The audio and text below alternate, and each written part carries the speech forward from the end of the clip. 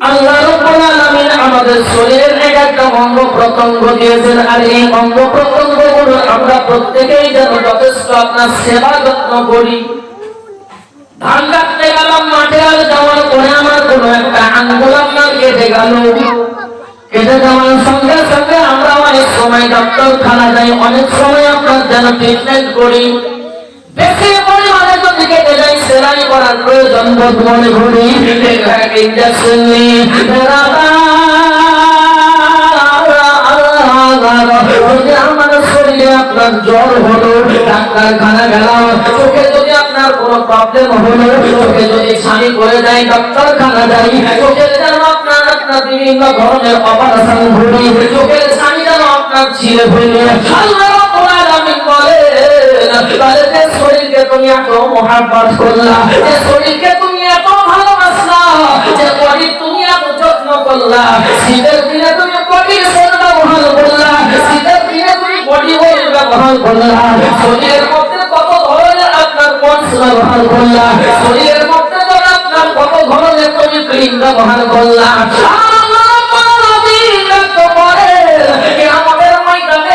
আপনার হাত যেন সেদিনকে জবাবদিহি করবে, আল্লাহ রাব্বুল আলামিনকে যেন ব্যক্ত করবে। বলে রাব্বুল আলামিন,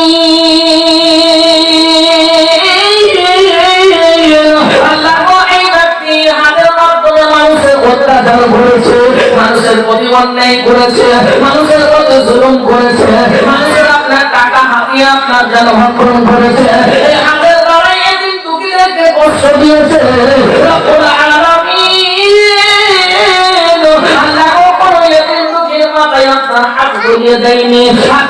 পবিত্র করে নেয়নি, আপনার চোখ যেন ব্যক্ত করবে।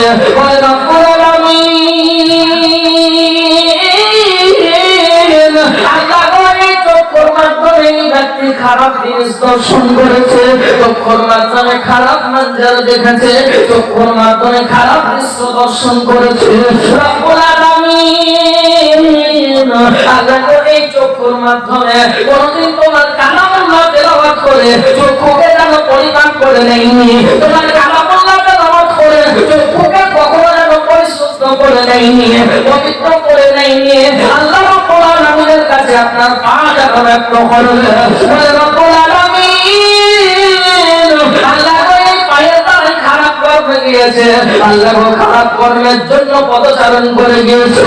রাব্বুল আলামিন, এই পায়ের মাধ্যমে যেন বিচরণ করে গিয়েছে, এই পায়ের মাধ্যমে দম্ভ করে দুনিয়াতে বিচরণ করেছে, এই পায়ের মাধ্যমে সিনেমার হলতে গিয়েছে, পায়ের মাধ্যমে ভিডিও হলতে গিয়েছে, পায়ের মাধ্যমে খারাপ কর্ম করার জন্য আপনার যেন হেঁটে গিয়েছে।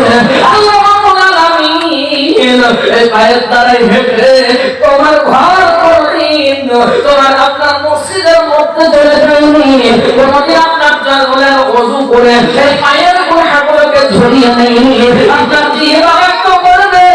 মানে রাব্বুল আলামিন, আল্লাহ এই মুখের মাধ্যমে আল্লাহ কত বড় নিন্দা করেছে, আল্লাহ কত বড় চর্চা করেছে, আল্লাহ কত গীবত করেছে, আল্লাহ কত মানুষের যেন রব্বুল আলামিন গীবত করেছে, চুগলখড়ি করেছে। রব্বুল আলামিন, আল্লাহ এই জিহ্বার মাধ্যমে এই মুখের মাধ্যমে কোনদিন তোমার কালামুল্লাহ তেলাওয়াত করেনি, আর এই মুখের মাধ্যমে কোরআন তেলাওয়াত করে মুখকে যেন কোনদিন পবিত্র করে নেয়নি। সেদিনকে আপনার প্রত্যেকটা বডি, হাত সেদিনকে আপনার বিরুদ্ধে কথা বলবে, চোখ সেদিনকে আপনার বিরুদ্ধে কথা বলবে, মুখ সেদিনকে আপনার বিরুদ্ধে কথা বলবে।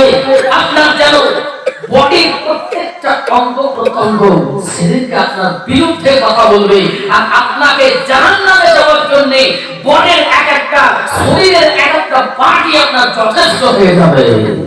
যারা আমার মুআদ্দাস সামায়ে ইকরাম, আমাদের যত ভয়, আমাদের খৌফ, আমাদের জন্য দোয়া, কিন্তু আল্লাহ যিনারা ওলি হয়ে যান, যিনারা আল্লাহর প্রিয় বান্দা হয়ে যান, হাদিস শরীফের মধ্যে আল্লাহ রাব্বুল হাদিসে কুদসির মধ্যে বর্ণনা এসেছে যে আল্লাহ রাব্বুল আলামিন দুইজন ব্যক্তির প্রতি প্রকাশ্যে যুদ্ধের চ্যালেঞ্জ করেছেন।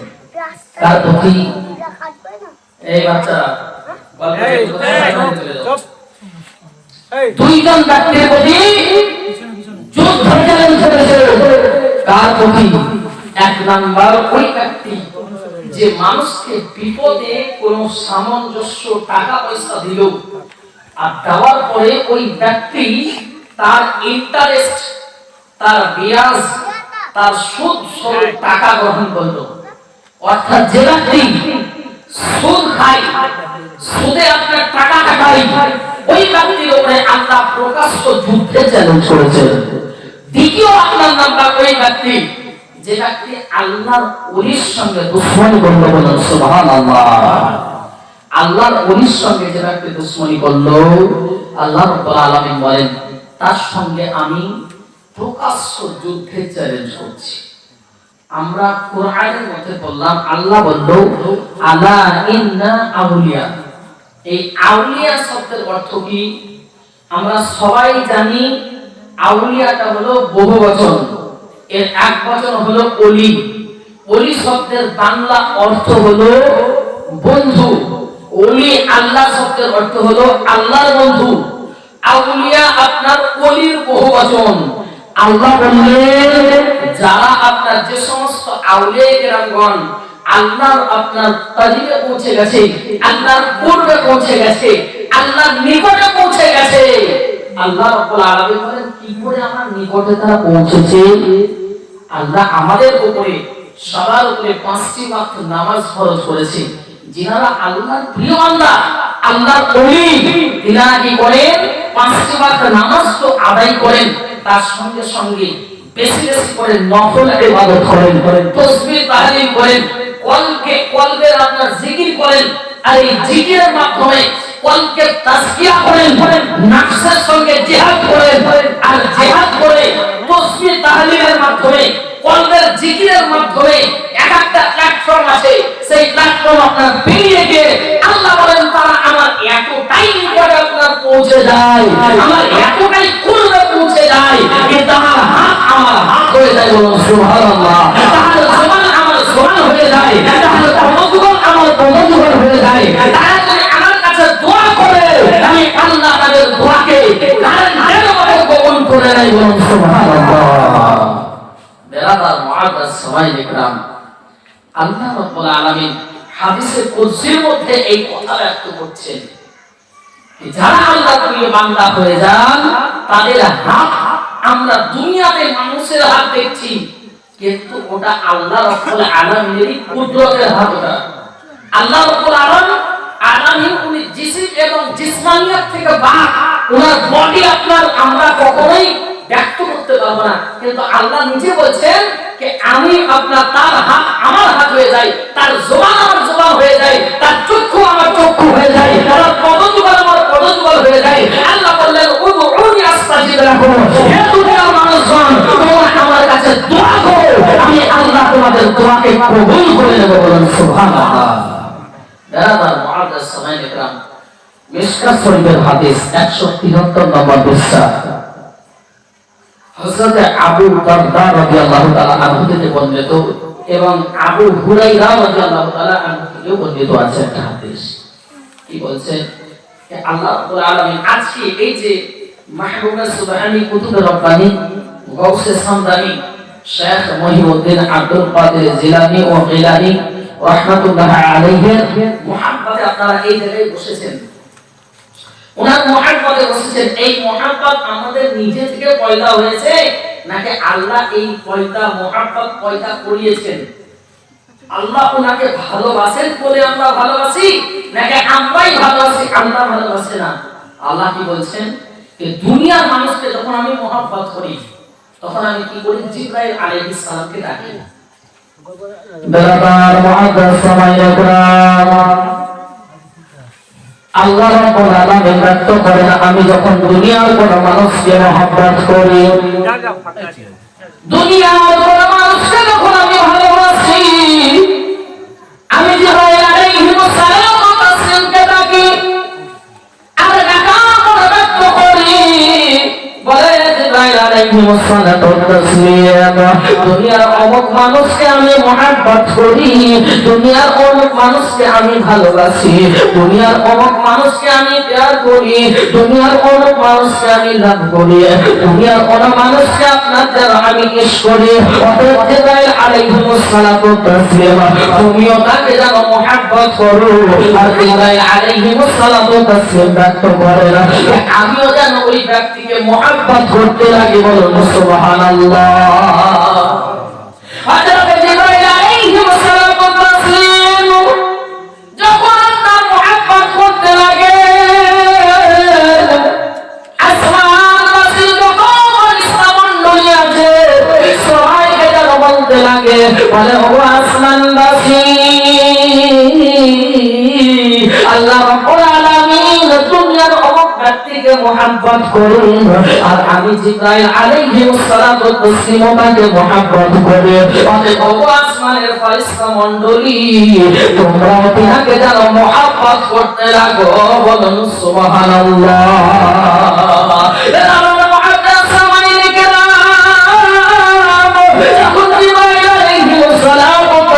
এই কথা ব্যক্ত করেন, আর তখন যেন আসমানের যত ফেরেশতা মণ্ডলী আছে সবাই যেন আপনার ওই ব্যক্তিকে মহব্বত করতে লাগে। বলুন সুবহানাল্লাহ।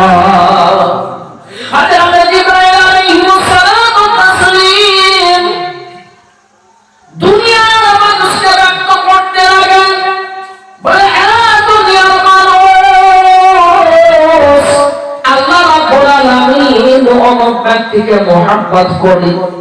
আমি রূহুল্লাহ জিবরাইল আলাইহিস সালাতু ওয়াত তাসলিম আমিও তিনাকে মহব্বত করি। আর আসমানের যত ফেরেশতা মণ্ডলী আছে তারাও যেন তিনাকে মহব্বত করে। অতএব ওগো দুনিয়ার মানুষগণ, তোমরা তিনাকে মহব্বত করো। আর যেমনি এই কথা ব্যক্ত করা দুনিয়ার সমস্ত মানুষ তাকে মহব্বত করতে লাগে। বলুন সুবহানাল্লাহ।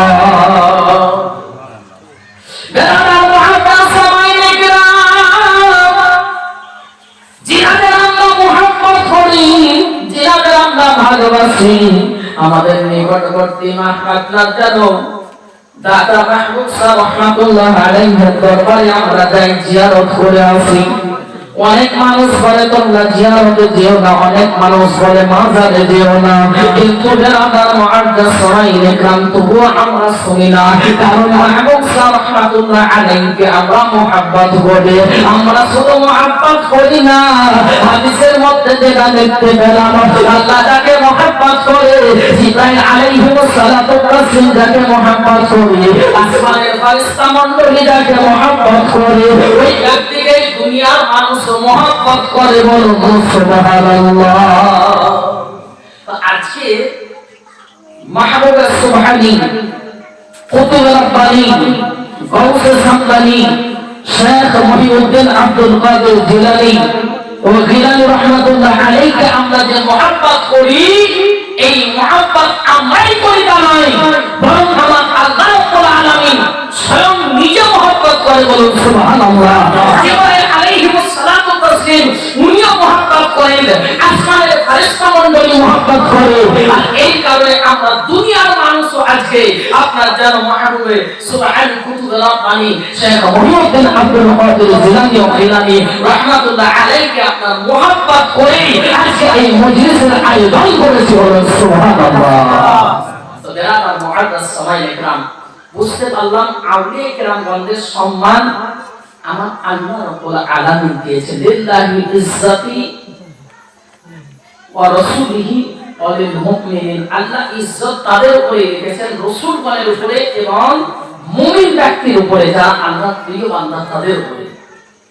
বেরাদার মুআদ্দাস সামাইল ইকরাম, মাহবুব সুবহানী কুতুব রাব্বানী শেখ মহিউদ্দিন আব্দুল কাদের জিলানী রাহমাতুল্লাহ আলাইহি, উনি আপনার জিলান নামক জায়গায় জন্মগ্রহণ করেছিলেন। আব্বাজানের নাম ছিল আবু সলেহ মুসা জঙ্গি রাহমাতুল্লাহ আলাইহি, আম্মাজানের নাম ছিল উম্মুল খায়র ফাতিমা। আমরা সবাই জানি কি ওনার আব্বাজান কি রকম প্রকৃতির মানুষ ছিলেন। আমাদের মতো আপনার আব্বা ছিলেন না, আমাদের মতো আপনার যেন বাপ মা ওনারা ছিলেন না। সবাই জানি বেশিরভাগ আপনার ক্ষেত্রে আমরা দেখতে পাই এই মাইক চালাচ্ছেন, এই মাইক ম্যানের ছেলে ও যদি বাপের সঙ্গে ঘোরাফেরা করে, কিছু না হলেও মাইক কোথায় সাউন্ড বাড়ে, কোথায় ব্যাস বাড়ে, কোথায় টেবল বাড়ে, কোথায় আপনার সাউন্ড আপনার বাড়বে, কোথায় কমবে, মাস্টার কোথায় আছে, এগুলো সম্পর্কে তার জ্ঞান থাকবে। চায়ের দোকানদার যদি বাপ হয়, বেটা লোকের যেন কাপটাও ধোয়ার মতো ঢংকার হবে। চাষি যদি বাপ হয়, অনেক সময় বেটাকে দেখতে পাওয়া যায় বাপের সঙ্গেই হয়তো জমিতে আপনার বীজ মারতে যায়, কখনো ধান কাটতে যায়, কখনো ধান আঁটি কাটতে যায়, কখনো ধান বইতে যায়। বাপ যেমন হয়, বেটাও অনেক কিছু বাপকে ফলো করে। আমরা বাপ যেরকম কোয়ালিটির, বেটাও আমাদের সেই রকম কোয়ালিটির হবে। আমি সারা জীবন নামাজ পড়লাম না, সারা জীবন নিজেকে গুনাহের কর্মে, খারাপ কর্মে লিপ্ত করে কাটিয়ে দিলাম, আর আমি চাইছি আমার ছেলেটা ভালো হোক, আমার ছেলেটা যেন আপনার 5 ওয়াক্তের নামাজ হোক, আমার ছেলে সৎ হোক, সলেহ হোক। কিন্তু আমি নিজেকে আপনার সেই পথে চালাতে পারিনি, এখনো পারছি না। বিড়ি খেতে গেলে একটা বিড়ি ছেলেটাকে ধরিয়ে দিচ্ছি, যা তো বিড়িটা ধরিয়ে নিয়ে আয়। ওই ছেলে 5 দিন দেখার পরে একদিনও তার মনে হবে যে আপনার এই বিড়ির মধ্যে কি এমন মজা আছে, একটা মেরেই দেখি। কথা যদিও খারাপ লাগবে, কিন্তু বাস্তব কথা। আমাদের আপনার পরিচিত এক বক্তা উনি নিজে ব্যক্ত করছিলেন কি আমার দাদু প্রত্যেকদিন ঘুমানোর সময় একটা করে বিড়ি ওই দাদিকে দিত, বলে এই বিড়িটা একটু ধরিয়ে নিয়ে এসো। আর ওই দাদি প্রত্যেকদিন যেত আর বিড়িটা ধরিয়ে আনতো। ওই দাদির একদিন মনে শখ জাগলো, এই বিড়ি প্রত্যেকদিন ধরিয়ে দিচ্ছি, এই বিড়িতে কি এমন মজা আছে, একটা মেরে দেখে। একটা মেরাজে বললেন, চোখ মুখ দিয়ে ধোঁয়া বেরিয়েছে, চোখ দিয়ে পানি এসছে। দ্বিতীয় দিন আবার আরেকটা মেরেছে। এইরকম করে প্রত্যেকদিন আর ওই বিড়ির টান্না মেরে কিন্তু ওর স্বামীকে দেয় না। পরবর্তীতে এমন একটা পজিশন এলো যে ওর স্বামী একটা বিড়ি খাচ্ছে আর আপনার স্ত্রী একটা আপনার বিড়ি, দুজনে একসঙ্গে করে আপনার টানছে। তো মোট কথা যেটা, সন্তানাদি যাদের ছোট আছে, বাপ যদি বিড়ি খায়, বেটার সামনে বিড়ি খাওয়া যাবে না। বাপ যদি খৈনি খায়, বেটার সামনে খৈনি খাওয়া যাবে না। বাপ যদি জর্দা খায়, বেটার সামনে জর্দা খাওয়া যাবে না। বাপ যদি গুটকা খায়, বেটার সামনে গুটকা খাওয়া যাবে না। বাপ যদি 5,000 খায়, বেটার সামনে 5,000 খাওয়া যাবে না। সময় নিলাম মাহবুব সুবহানী, কুতুব রমজানি, আপনার কৌশে সামদানি, শেখ মহিউদ্দিন, আব্দুল কাদের জিলানী, রকিলান রহমাতুল্লাহ আলাইহি রাহমাতান, আবু সালেহ মুসা জুঙ্গি রহমাতুল্লাহ আলাইহি। কেমন উনি পাচ্ছিলেন দেখুন, একবারে ক্ষুধার্ত ব্যক্তি, 3 দিন আপনার ক্ষুধার্ত ব্যক্তি নবীর ভাগ্য অতিক্রম করে চলে যাচ্ছেন। আর যেতে যেতে ওই আপনার যেন দেখছেন একটা সুন্দর আপেল ওই নদীর পানি দিয়ে ভেসে চলে যাচ্ছে। তো উনি কি করলেন, ক্ষুধার্ত ব্যক্তি, আমরা জানি পানিতে ভেসে যাওয়া জিনিস ওয়ারিস যদি না থাকে, কেউ যদি আপনার উপর মালিক না থাকে, পানিতে ভেসে যাচ্ছে, তো সেই জিনিস নেওয়া বৈধ হবে, নিতে পারে। তো মাহবুব সুবহানীর আব্বা জান উনি কি করলেন, ওই আপেলটা নিয়ে একটা কামড় আপনার মেরে দিলেন।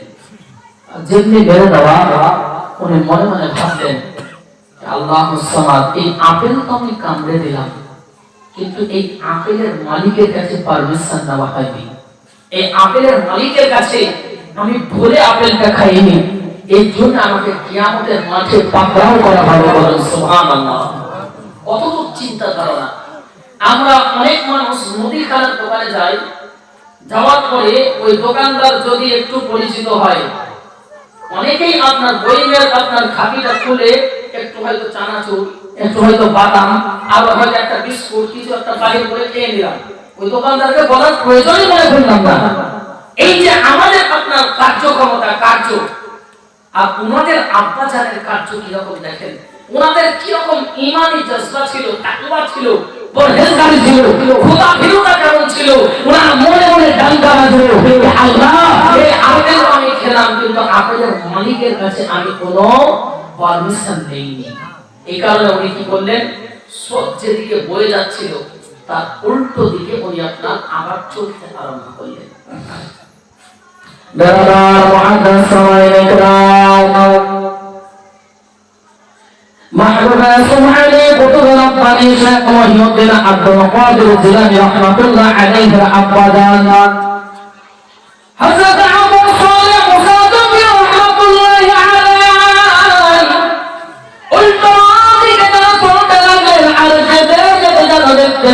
একটা যেন আপনার আপেল বাগান, ওই আপেল বাগানে আপেল গুলো নদীর ধারে যেন আপনার ঝুলে ঝুলে রয়েছে। উনি মনে মনে বুঝতে পারলেন, ওনাকে আর বুঝতে দেরি হলো না, আপেল মনে হয় এই গাছে আপনার ঝরে পড়েছে। আপনার এই মালিকের সঙ্গে একটু দেখা করব, আর তিনার সঙ্গে দেখা করার পরে আমি যেন আপনার মাফ চেয়ে নিব, আল্লাহ রাব্বুল আলামিন আমাকে মাফ করে দেবে।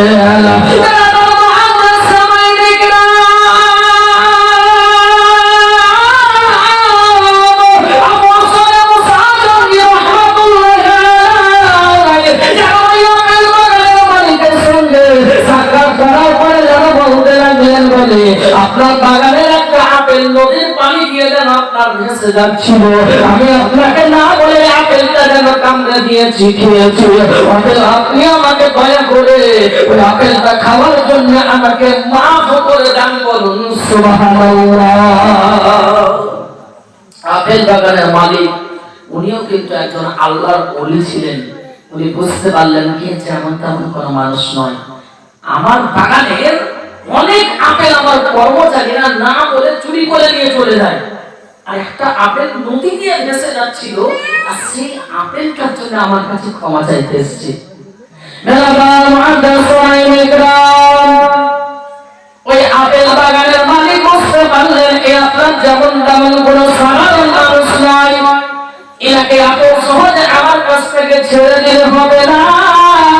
আর এই কথা ভাবার পরে আবু সালাম সালামী রাহমাতুল্লাহ আলাইহি বলতে লাগলেন, বলে বাবা তোমাকে মাফ তো আমি করব, কিন্তু তোমাকে আমার দুটো শর্ত যেন মানতে হবে।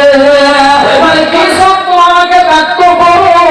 বলে এক নাম্বার শর্ত হলো, যদি তুমি মাফ চাইতে যাও, যদি তুমি ক্ষমা নিতে যাও, যদি তুমি আমার কাছ থেকে আপনার যেন মাফ করে পেতে চাও, তাহলে আমার বাগানে 12 বছর তোমাকে এই গাছগুলো দেখা শোনার কাজ করতে হবে।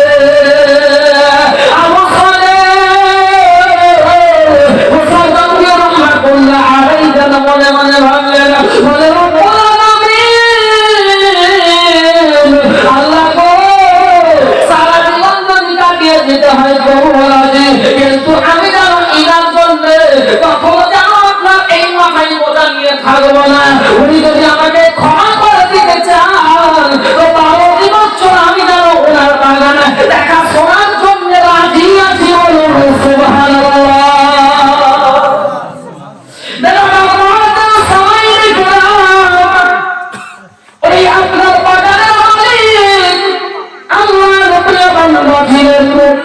উনি যেন আপনার 12 বছর যখন অতিক্রম হয়ে গেল, আর আবু সালেহ সালামী রাহমাতুল্লাহ আলাইহি বলে, হুজুর আমার যেন আপনার 12 বছর আজকে পূর্ণ হয়ে গেছে, আমি যেন আপনার ফিরে যেতে চাই, অতএব আপনি আমাকে মাফ করে দেন। বাগানের মালিক ব্যক্ত করলেন, বলে তোমাকে দুটি শর্ত দিয়েছিলাম, একটি শর্ত পূর্ণ হয়ে গেছে, এবার তৃতীয় শর্ত তোমাকে মানতে হবে। যদি তুমি মানতে পারো তাহলে আমি তোমাকে মাফ করে দেব। বাগানের মালিক বললেন, বলে যদি তুমি আপনার ক্ষমা পেতে চাও তাহলে আমার একটা কন্যা আছে, কানে আপনার বধির, কানে শুনতে পাই না, চোখে বন্ধ দেখতে পাই না, মুখে যেন আপনার প্রবাসে যেন আপনার মুখে কথা বলতে পারে না, পায়ে যেন আপাহিজ পায়ে যেন চলতে পারে না। যদি তুমি বিবাহ করতে রাজি হও তাহলে যেন আমি তোমাকে ক্ষমা করে দিতে রাজি আছি, বলুন সুবহানাল্লাহ। এই যখন শর্ত ব্যক্ত করলেন, উনি মনে মনে ভাবলেন যেহেতু ক্ষমার একটা ব্যাপার আছে, যদি আমি বিবাহ করতে ইনকার করে দেয়, তাহলে হয়তো আমাকে মাফ করবে না।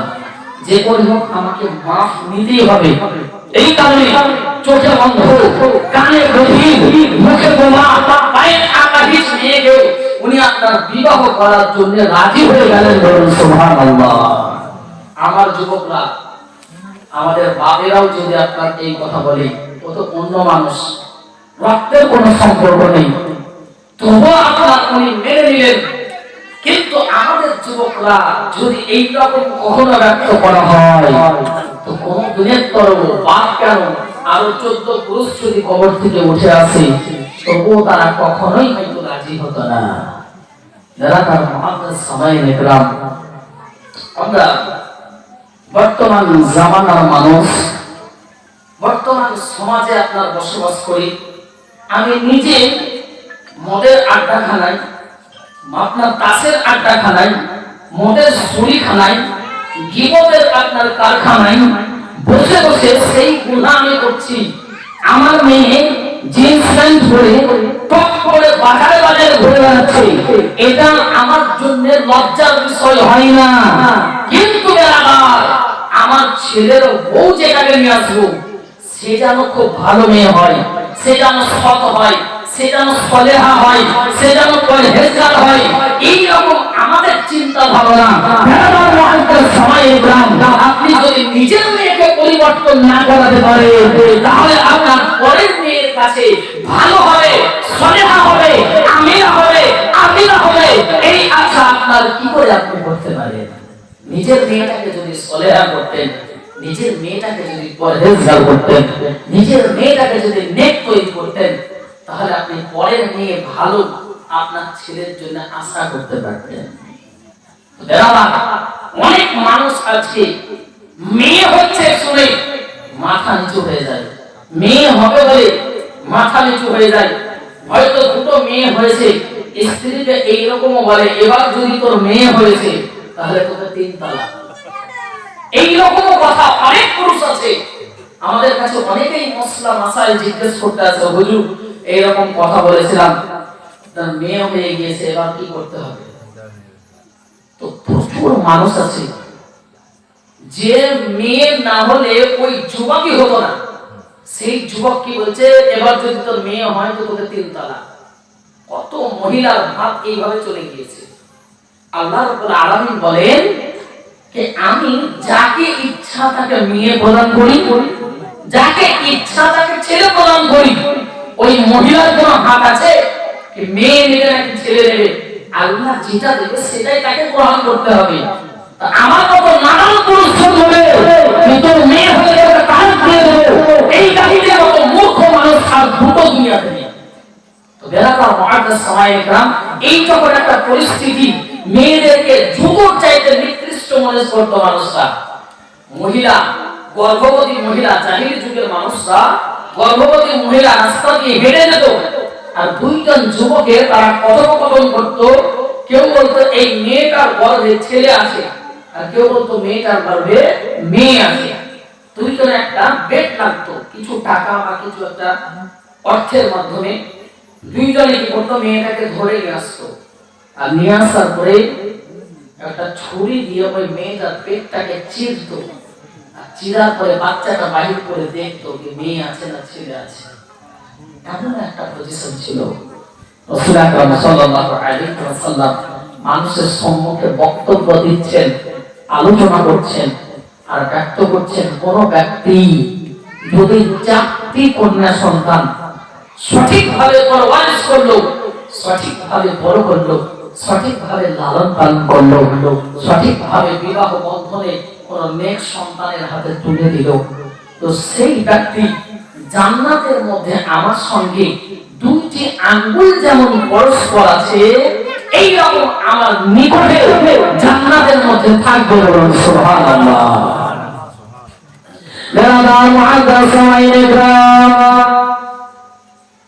যেই সময় মানুষ আপনার মেয়ে হয়ে গেল, আপনার মাথা নিচু হয়ে যেত, মেয়েদেরকে জিন্দা দাফন করে দেওয়া হতো।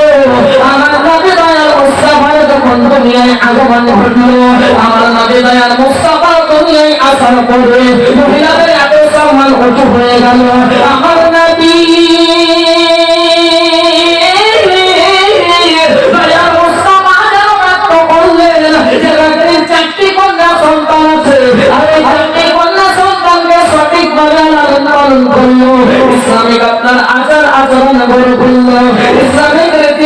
জীবনে বড় করল। যাকে 4টি কন্যা সন্তান দিয়েছে, আজকে সে যদি সঠিকভাবে লালন পালন করে কোন একটা নেক্সের হাতে আপনার বিবাহ বন্ধনে আবদ্ধ করে দেয়, আমি নবী মুস্তাফার সঙ্গে এমন ভাবে হাসন নাসর হবে, যেমন ভাবে দুটি আঙ্গুল পরস্পর আসবে, সেই রকম আমার নিকটে জানো জান্নাতের মধ্যে থাকবে। সুবহানাল্লাহ। সন্তান ছিল, তার মনের মধ্যে যেন এরাদা মনের মধ্যে খোয়াইছে, ওরে রব্বুল আলামিন আল্লাহ গো, যদি আমার 4টি কন্যা থাকতো তাহলে আমার এই আপনার সৌভাগ্য হতো যে আমি নবী মুস্তাফার সঙ্গে 2টি আঙ্গুলের মতো নিকটে জান্নাতে থাকতে পারতাম। সুবহানাল্লাহ। নবী মুস্তাফাকে জিজ্ঞেস করলেন, ইয়া রাসূলুল্লাহ,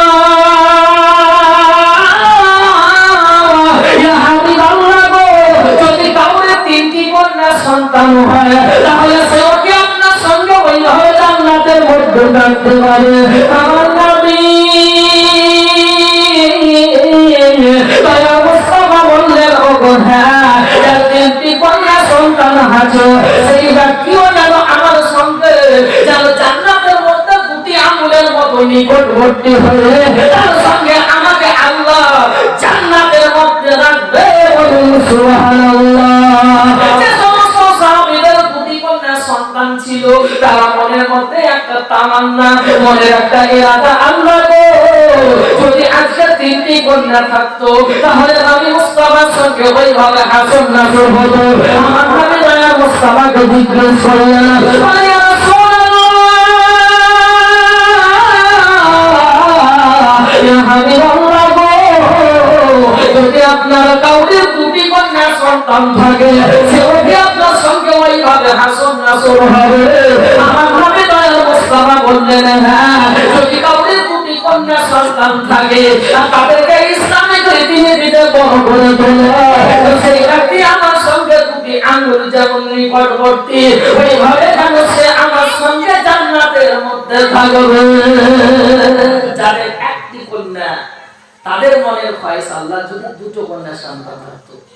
এমন একটা সময় ছিল যে সময় মেয়ের নাম শুনলেই অ্যালার্জি ছিল, সেই সমস্ত মানুষরাই পরে মনে তামান্না, যখন নবী মুস্তাফা 4টি মেয়ের কথা বললেন, যাদের 3টে ছিল তারা 4টে তামান্না করছিল, যাদের আপনার নবী মুস্তাফা 3টি বললেন তখন 2টি যাদের আছে তারা 3টে তামান্না করছিল, যখন 2টির কথা বললেন তখন যাদের আপনার 1টি আছে তারা মনের খয়েসকে আল্লাহ যদি 2টি মেয়ে কন্যা দিত।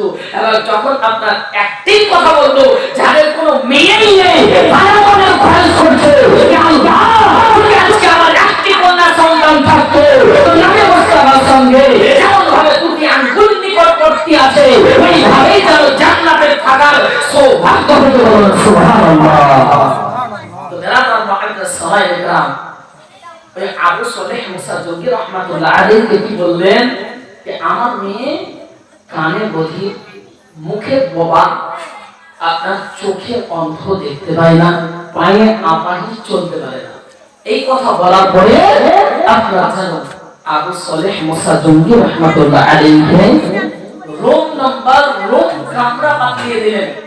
তোমাদের বিবাহ হয়ে গেল, বিবাহ বন্ধনে আবদ্ধ করে দেওয়ার পরে রোম পাঠিয়ে দিলেন যে অমুক নাম্বার রুমে তোমার স্ত্রী আছে, তোমার বেবি আছে, তুমি চলে যাও এবং ওই রুমে আপনার তোমার স্ত্রী যেন আপনার রয়েছে।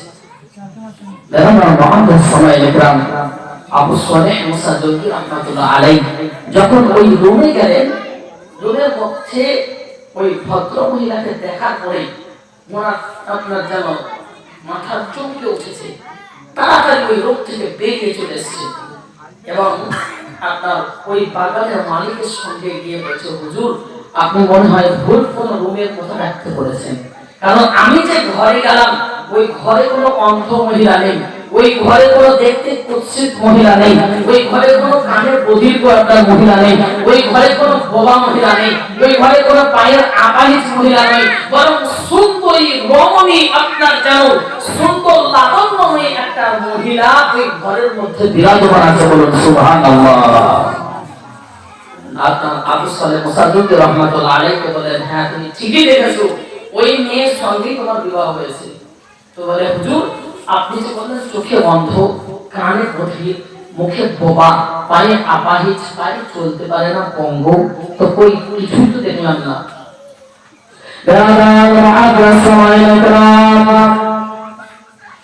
আবু সালেহ মুসাদ্দিদ রাহমাতুল্লাহ আলাইহি বললেন, বলে আমার মেয়েকে আমি কানে শুনতে পাই না, এই জন্য ব্যক্ত করেছিলাম যে আমার মেয়ে কখনো যেন আপনার কাউরে পরনিন্দা শ্রবণ করেনি, কাউরে আপনার যেন পরচর্চা কানে শোনেনি, কাউরে গীবত যেন কানের মধ্যে শ্রবণ করেনি, কাউরে চোখন করে কানের মধ্যে শ্রবণ করেনি। আমার মেয়ে কখনো যেন কান বাজনা কানের মধ্যে শ্রবণ করেনি, আমার মেয়ে কখনো কাউরে কান ভরা কথা যেন গ্রহণ করেনি। আর এই কারণে আমার মেয়েকে আমি কানে বধির বলেছিলাম। বলুন সুবহানাল্লাহ। আমার মেয়েকে আমি বোমা বলেছিলাম এই কারণে যে আমার মেয়ে কখনো এই মুখের দ্বারাই কাউরে গীবত করেনি, কাউরে পরনিন্দা করেনি, কাউরে চমখড়ি করেনি, কাউরে যেন আপনার পরনিন্দা পরচর্চা করেনি। আমার মেয়ে মুখের দ্বারাই কখনো আপনার গান বাজনা উচ্চারণ করেনি, আমার মেয়ে মুখের দ্বারাই কখনো কাউকে গালি প্রদান করেনি। আর এই কারণে আমার মেয়েকে আমি যেন মুখে বোবা ব্যক্ত করেছিলাম। বলুন সুবহানাল্লাহ। আমার মেয়েকে আমি পায়ে আপাহিজেই কারণে বলেছিলাম। আমার মেয়ে কখনো পায়ে দাঁড়াই হেঁটে সিনেমা হলতে যায়নি, কখনো বাজার ঘাটে যায়নি, আমার মেয়ে ওই পায়ের দাঁড়াই হেঁটে কখনো পার্কে যায়নি, আমার মেয়ে পায়ের দাঁড়াই হেঁটে কখনো খারাপ কর্মের স্থলে যায়নি। আর এই কারণে আমার মেয়েকে আমি পায়ে যেন আপাহিজ ব্যক্ত করেছিলাম। বলুন সুবহানাল্লাহ। আমার মেয়েকে আমি যেন চক্ষুতে আপনার অন্ধ ব্যক্ত করেছিলাম। ওই চোখের দ্বারাই খারাপ জিনিস দর্শন করেনি, ওই চোখের দ্বারাই খারাপ জিনিস দেখেনি, ওই চোখের দ্বারাই আমার মেয়ে যেন কোরআন তিলাওয়াত করেছে, ওই চোখের মাধ্যমে আল্লাহর কালামুল্লাহকে দর্শন করেছে, ওই চোখের মাধ্যমে পিতামাতাকে দর্শন করেছে। আর এই কারণে আমি ব্যক্ত করেছিলাম আমার মেয়ে চোখে অন্ধ। সুবহানাল্লাহ।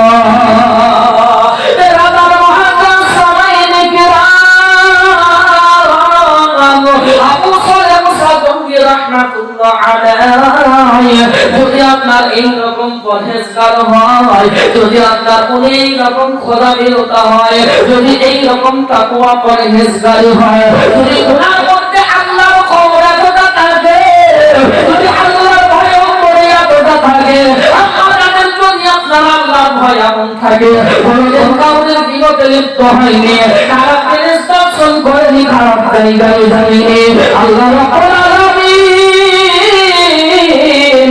তাদের সন্তান যারা আব্দুল কাদের জিলানী রাহমাতুল্লাহ আলাইহি দুনিয়ায় পাঠিয়েছেন। বলুন সুবহানাল্লাহ। মেরাদার মুআদ্দাস সামাইল کرام, উনাদের সন্তান আল্লাহ আমাদের বড় পীর দস্তগীর গাউসে সামদানি কুতুব রব্বানি শেখ মুহিউদ্দিন আব্দুল কাদের জিলানী ও গিলানী রাহমাতুল্লাহ আলাইহি, উনাদেরই আপনার ঔরসজাত সন্তান। আমাদের মায়েরা দরজায় যদি মাস্ক গলা ঢাক দেয়, বডিতে কাপড় আছে কি নেই দেখার গুরুত্ব নেই, মাথায় তো কাপড় ইল্লা মাশাআল্লাহ থাকেই না, বডিতেও কাপড় থাকে না, ছুটে তাড়াতাড়ি আপনার মাস্ক গলার কাছে চলে এলাম, আসার পরে মাস্ক ক্রয় করছি। আমাদের মা বোনেরা আপনার বিভিন্ন বাজারে, বিভিন্ন দোকানপাটে, বিভিন্ন পার্কে, বিভিন্ন আপনার যেন মনোরঞ্জনকর জায়গাতে তারা যায়, পর্দার সহিত যাওয়ার কোনো প্রয়োজন বোধ মনে করে না, অথচ তারা মুসলমান সমাজে মুসলমান হয়ে নিয়ে আমাদের মা যদি এইরকম হয়, গর্ভে সন্তান আছে আর ওই মা সারাদিন টিভিতে সিরিয়াল দেখতে ব্যস্ত, সারাদিন আপনার যেন টিভিতে আপনার বিভিন্ন মুভি দেখতে ব্যস্ত, সারাদিন আপনার কোমর দোলানো ড্যান্স দেখতে ব্যস্ত। আল্লাহ রাব্বুল আলামিন বলেন, মাতৃগর্ভে যে সন্তান থাকে, মায়ের আপনার অনেক কিছু নকল করে, মায়ের অনেক কিছু আসর ওই বাচ্চার উপরে পড়ে। মা যদি গর্ভে সন্তান থাকা অবস্থায় এমন কর্ম সম্পাদন করে ওই সন্তানকে আল্লাহওয়ালা হবে? কখনো আল্লাহওয়ালা হবে না। তো আবু সালেহ মুসা জঙ্গি রহমাতুল্লাহ আলাইহির সন্তান মাহমুদ সুবহানী গৌসে সামদানি শেখ মহিউদ্দিন আব্দুল কাদের জিলানী রহমাতুল্লাহ আলাইহি ওনার যখন জন্মগ্রহণ হলো সবাই চিন্তাগ্রস্ত যে আজকে রমজান মাসের চাঁদ উঠেছে কি উঠেনি এটা জানার জন্য চিন্তাগ্রস্ত। মেঘলা থাকার কারণে বুঝতে পারা যায়নি কি চাঁদ উঠেছে কি উঠেনি। ওই ছোট্ট বাচ্চা সারা রাত মায়ের স্তন পান করেছে, দুগ্ধ পান করেছে, কিন্তু যেমনই আপনার সেহেরির সময় পেরিয়ে যাচ্ছে মা চেষ্টা করছেন বাচ্চাকে স্তনে মুখ লাগানোর জন্য, কিন্তু বাচ্চা কোনো মতেই স্তনে মুখ লাগাচ্ছেন না। বলুন সুবহানাল্লাহ।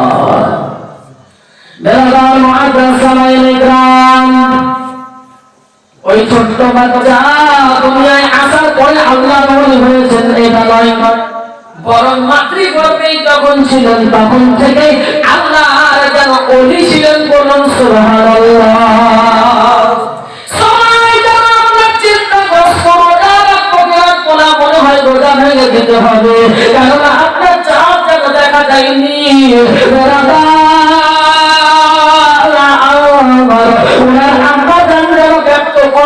আমার আব্দুল কাদেরকে আমি যেন আপনার রাত্রে বেলায় দুগ্ধ পান করালাম, আমার আব্দুল কাদের আপনার দুগ্ধ তো পান করলে, কিন্তু আমার আব্দুল কাদেরকে সেহেরি রাত্রে পরে দুগ্ধ পান করানোর চেষ্টা করবে।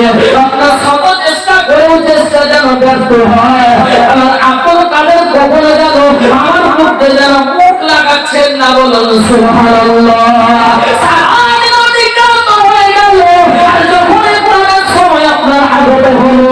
যখন ইফতারের সময় হয়ে গেল আমার আব্দুল কাদের জিলানী রাহমাতুল্লাহ আলাইহি মায়ের দুগ্ধ পান করে যেন ইফতার করলেন। বলুন সুবহানাল্লাহ।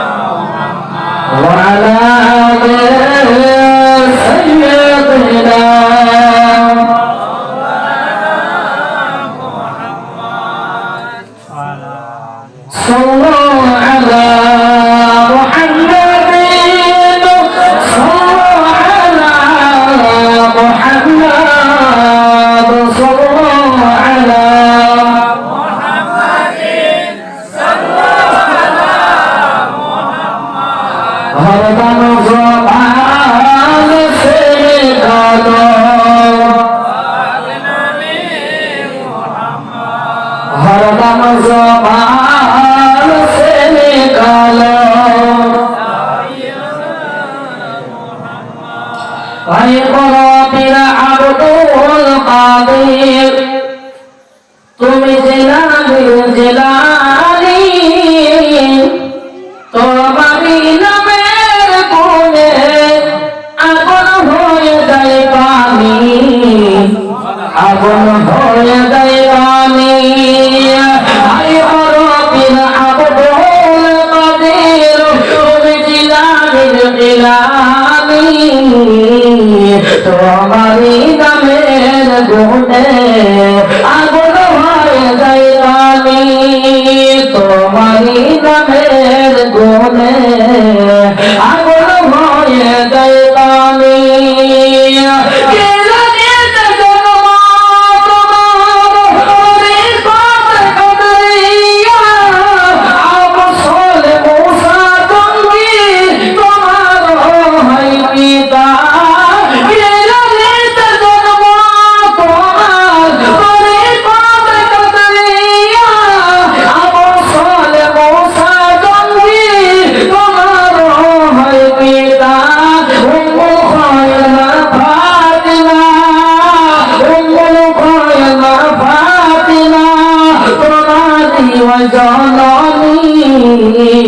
তোমারি নামের গুণে আগুন হয়ে যায় পানি।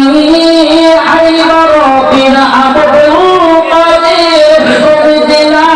দিলানি তোমারি নামের গুণে আগুন ভরে যায় পানি তোমারি নামের গুণে আগুন ভরে যায় পানি আল্লাহুম্মা সাল্লি আলা সাইয়্যিদিনা মুহাম্মদ ওয়া আলা আলি সাইয়্যিদিনা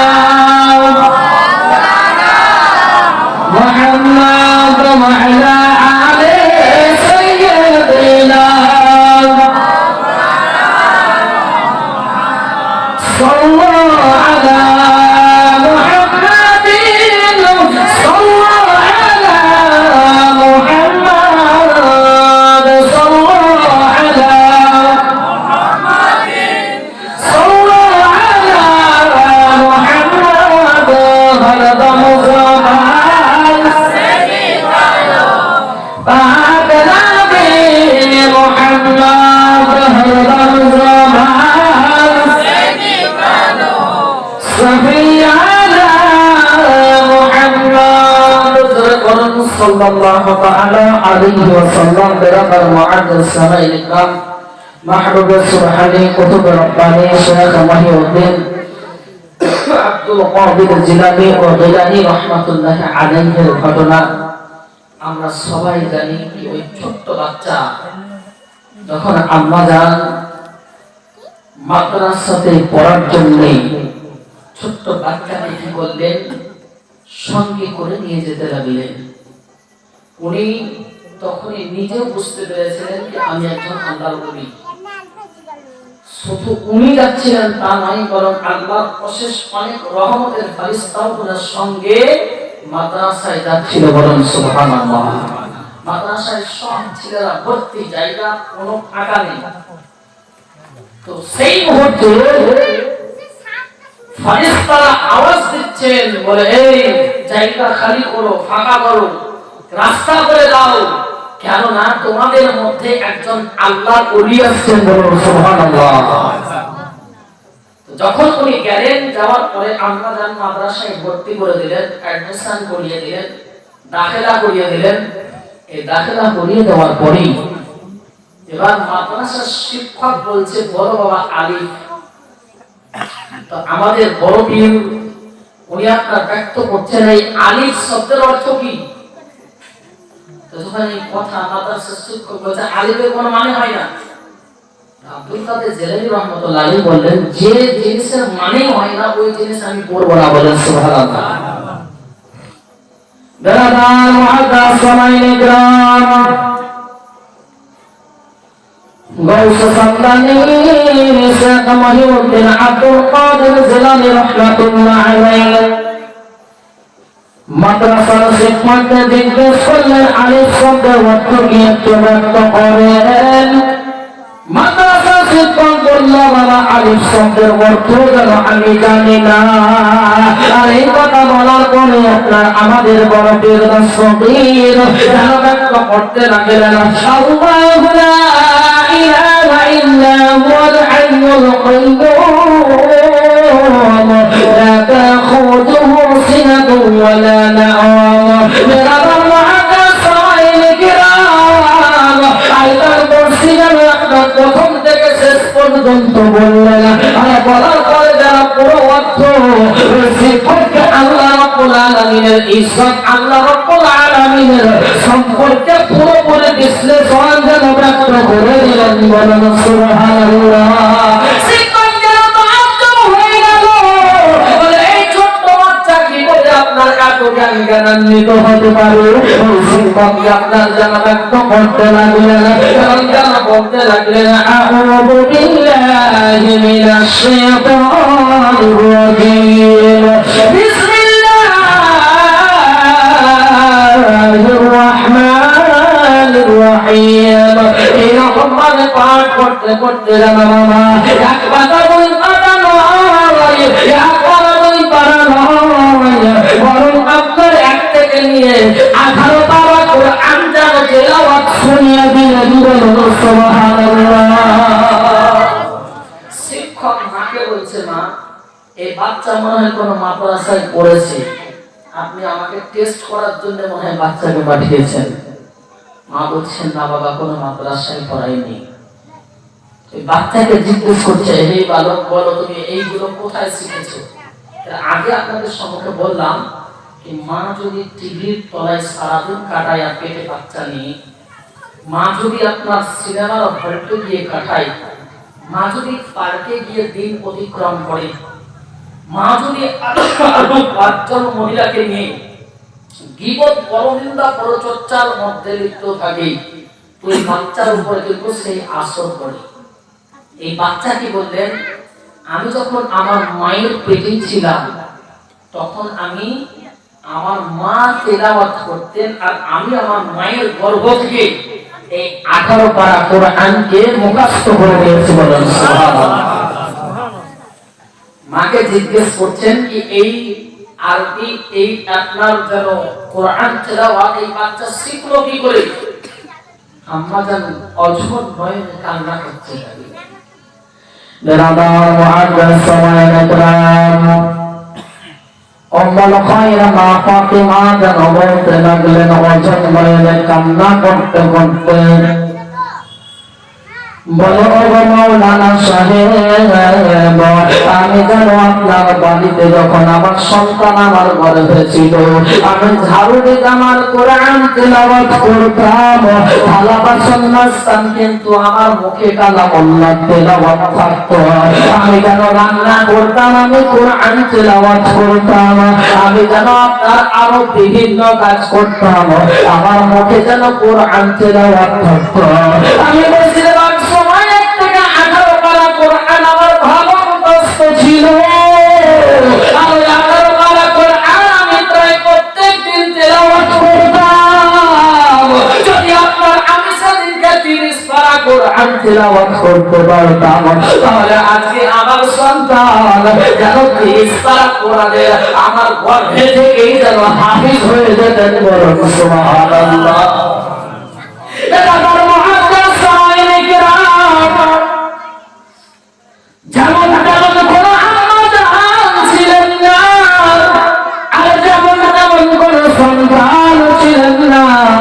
মা গর্বে আপনার গর্বে থাকাকালীন সন্তান গর্বে ছিল আর মা যেন কোরআন তেলাওয়াত করেছে।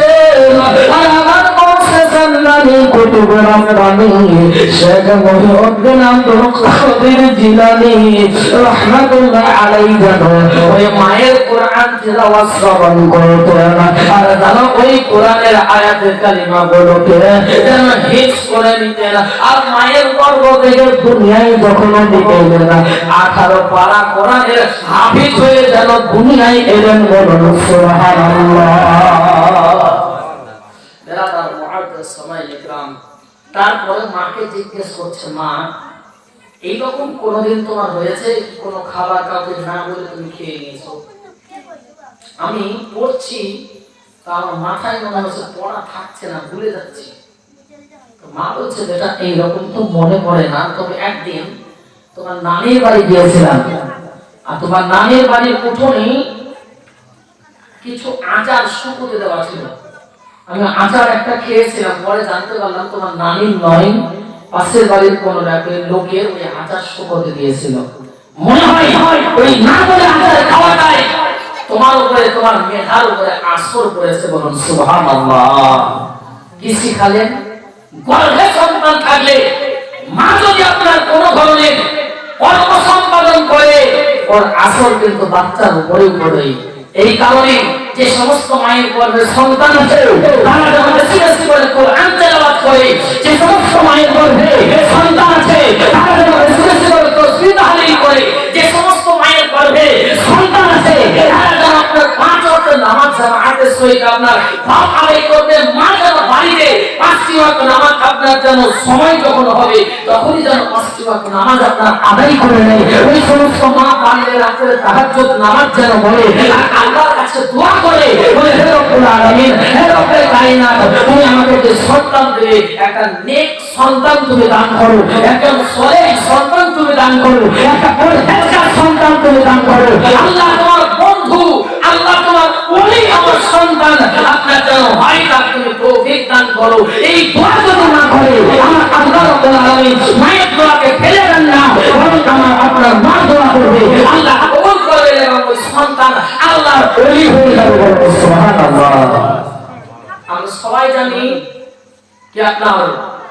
বাবা ফরিদউদ্দিন গান্ধী শাহর রহমাতুল্লাহ আলাইহি। ওনার মা কি বললেন, বলে বেটা তুমি নামাজ কায়েম করো, যদি নামাজ পড়ো আল্লাহ খুশি হবে। তো ছেলে জিজ্ঞেস করছে, বাচ্চা ছেলে মাকে জিজ্ঞেস করছে, মা নামাজ তো পড়বো, নামাজ পড়লে কি পাওয়া যায়? তো মা জানেন কি আমার ছেলে চিনি খেতে পছন্দ করে। মা কি বললেন, বেটা নামাজ পড়তে গেলে চিনি পাওয়া যায়। এই কথা বলার পরে বাচ্চা ওযু করে আসে, মা ওযু করা শিখিয়ে দিলেন, এইভাবে ওযু করতে হয়। ওযু করিয়ে দিলেন না, কিন্তু মুসাল্লা বিছানোর আগেই একটা পুড়িয়াতে কিছু পরিমাণ চিনিকে জোরে ওই মুসাল্লার তলে রেখে দিলেন। নামাজ কমপ্লিট হলো বলে, মা চিনি, বলে তোমার মুসাল্লা তুলে দেখো, চিনি মনে হয় রয়েছে। মুসাল্লা তুললেন, দেখলেন আপনার চিনি আছে। ওই চিনি খেয়ে বাচ্চা খুব খুশি হতো। একদিন সেই বাচ্চা কিছু ছেলের সঙ্গে একটু বাইরে চলে গিয়েছে। তো বাচ্চার ধ্যান আছে আমাকে নামাজ পড়তে হবে, সঙ্গে কিন্তু মুসাল্লা নিয়ে গেছে। তার মায়ের চিন্তা, প্রত্যেকদিন আমি চিনি মুসাল্লার তলে ভরে দেই, আজকে তো আমার ছেলে আমার কাছে নেই, আজকে আমার ছেলেকে চিনি কে দেবে? আমি ছেলের কাছে প্রতারক হয়ে যাব, ছেলের কাছে আমি মিথ্যাবাদী হয়ে যাব, ছেলের কাছে আপনার যারা মিথ্যুক হয়ে যাব। আল্লাহ তুমি আমার ইজ্জতকে হেফাজত করো, আল্লাহ তুমি আমার ইজ্জতকে আবরুকে তুমি রক্ষা করো। এই দোয়া মা আল্লাহর কাছে করলেন। বাচ্চা বাড়ি থেকে নামাজ পড়ে এলেন, আর নামাজ পড়ে খেলাধুলা করে বাড়িতে এলেন। মা জিজ্ঞেস করলেন, বেটা তুমি নামাজ পড়েছো? আপনার সন্তান বলল, হ্যাঁ মা নামাজ পড়েছি। কিন্তু কি বললেন? নামাজ পড়েছি। কিন্তু মা ভাবছে, কিন্তু বলছে।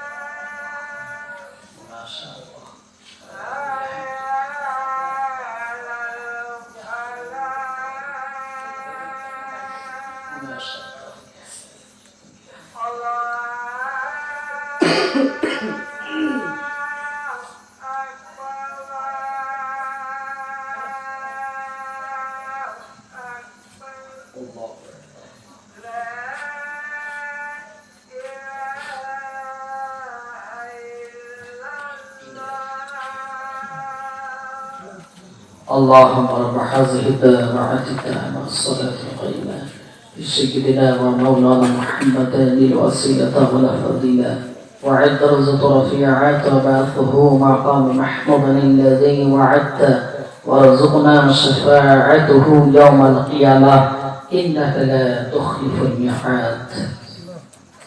هذا المقدس سماعين الكرام মা আপনার ছেলে কিন্তু বলা দেখে মনে মনে ভাবলেন ঠিক আমার ছেলে বলবে হয়তো আজকে চিনি পাইনি। ছেলে কি বললেন, বলে মা অন্যান্য দিন যে চিনি স্বাদ আমি গ্রহণ করি সেই চিনির তুলনায় আজকে যে চিনি আমি ভক্ষণ করলাম এই চিনি সাত আমি কোনো মতেই ভুলতে পারছি না, বলুন সুবহানাল্লাহ।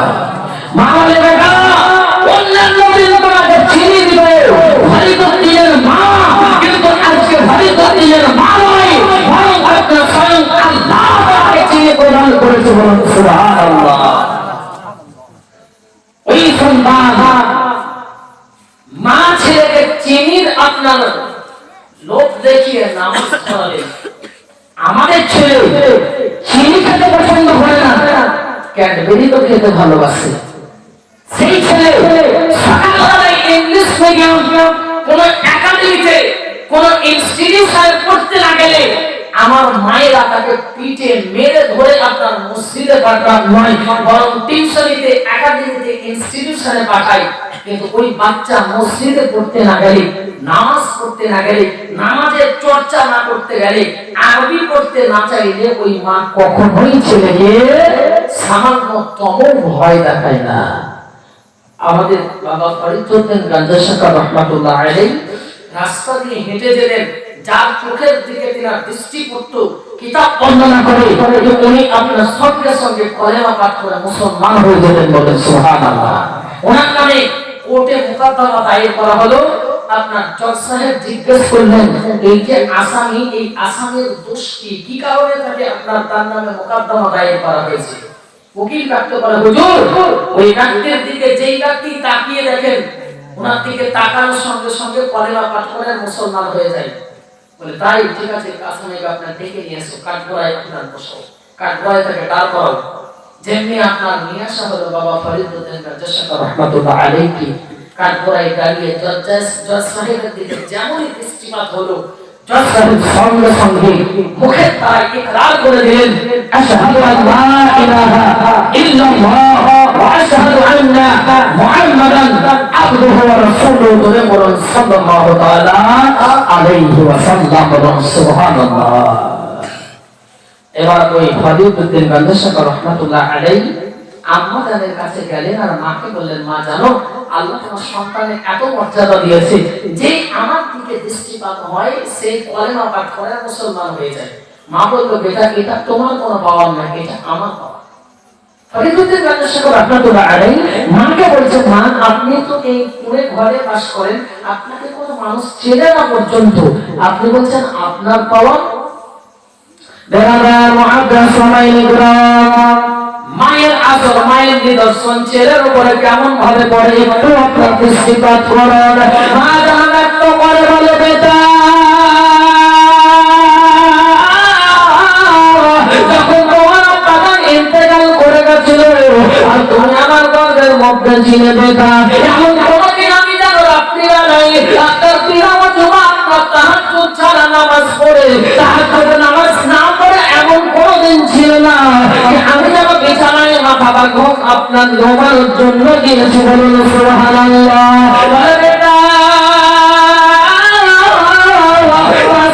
নামাজ পড়েছি, তাহাজ্জুদ নামাজ পড়েছি, আর আল্লাহর কাছে যেন দোয়া করেছি, বলে রব্বুল আলামিন আল্লাহ তুমি আমার সন্তানকে এমন সন্তান করো, বলে রব্বুল আলামিন মুখের দ্বারাই দিলে যেন দাওয়াত না দিতে হয়, বলে আমার সন্তানের দিকে যার চোখের দৃষ্টিপাত হবে, যার চোখে আপনার দৃষ্টিপাত হবে, আর ওই ব্যক্তি যেন কলেমা পাঠ করে মুসলমান হয়ে যায়। বলে বেটা আজকে আল্লাহ আমার তোমাকে কবুল করে নিয়েছে, আর আপনার আজকে তোমার দিকে যার দৃষ্টিপাত হয় সেই ব্যক্তি যেন কলেমা পাঠ করে মুসলমান হয়ে যায়, বলুন সুবহানাল্লাহ। মা দোয়া করলেন, আমার বেটাকে তুমি এমন একজন আল্লাহর ওলি বানাও যার দিকে দৃষ্টিপাত হবে মানুষের, আর যেন আপনারা সবাই কলেমা পাঠ করে মুসলমান হয়ে যাবে, বলুন সুবহানাল্লাহ। আমার মায়েরাও যদি দোয়া করে সন্তান আল্লাহ ওয়ালা হবে। বাপ কিছুক্ষণ সময় আপনাদের কাছে চেয়ে নিচ্ছি, এশার নামাজ জামাতে আমরাই তো বলবো, অন্যান্য দিন যে টাইমে হয় সেই টাইম থেকে কিছুটা টাইম নিয়ে আর কিছুক্ষণ আপনাদের সঙ্গে কষ্ট করে ওই মোরারই থেকে 13 কিলোমিটার আরো দূর সেই জায়গা থেকে বাইক চালিয়ে ঠান্ডার দিনে আপনাদের মহব্বতে এসেছি। আপনাদের আউলিয়া কেরামদের অন্তরে মহব্বত আছে, আর এই কারণে আপনাদের মহব্বতে আরো আসা। কিছুক্ষণ আর আলোচনা করে আমার বক্তব্য এটি সমাপ্তি করেই আমরা জামাতে আপনার দাঁড়িয়ে যাবো, নামাজ কায়েম করবো, তারপরে আপনার দেহসে নিয়ে নিজের বাড়ির দিকে আপনার আগমন করবে। তো বেরাদার মুআজ্জাজ সময় নিলাম, আমার বলার বক্তব্য এটাই ছিল, বাপ যদি ভালো হয়, মা যদি ভালো হয়, বাপ যদি আল্লাহ ওয়ালা হয়, তাহলে আপনার যেন মা যদি আপনার আল্লাহ ওয়ালা হয়, সন্তান আল্লাহ ওয়ালা হবে। সুবহানাল্লাহ। বেরাদার আমাদের বরকত দস্তগীর গাউসে সামদানি কুতুব রব্বানি শেখ মহিউদ্দিন আব্দুল কাদের জিলানী ও জিলানী রাহমাতুল্লাহ আলাইহি যখন একটু বড় হলেন, আম্মাজান বললেন, বলে বেটা ইলম শিক্ষা করা ইলম শিক্ষা করা ফরজ। বলা হয়েছে হাদিসের মধ্যে তলাবুল ইলমি মাহদি ইলা লাহাত, তোমরা ইলম হাসিল করো, জ্ঞান অর্জন করো মায়ের কোল থেকে, মাতৃকোল থেকে নিয়ে কবর পর্যন্ত। এবং বলা হয়েছে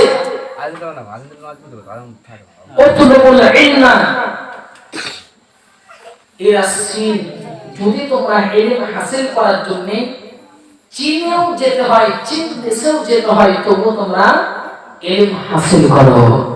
তো বেরাদার মুআজ্জাজ সামাঈন ইকরাম, আমাদেরকে চীন দেশে যেতে হয় না, পাশে মসজিদ মক্তব, আমাদের সন্তানদেরকে চেষ্টা করব একটু মসজিদে মাদ্রাসায় পাঠিয়ে কম করে জানো কোরআনুল কারীমটা তেলাওয়াত করার মতো ক্ষমতা রাখে।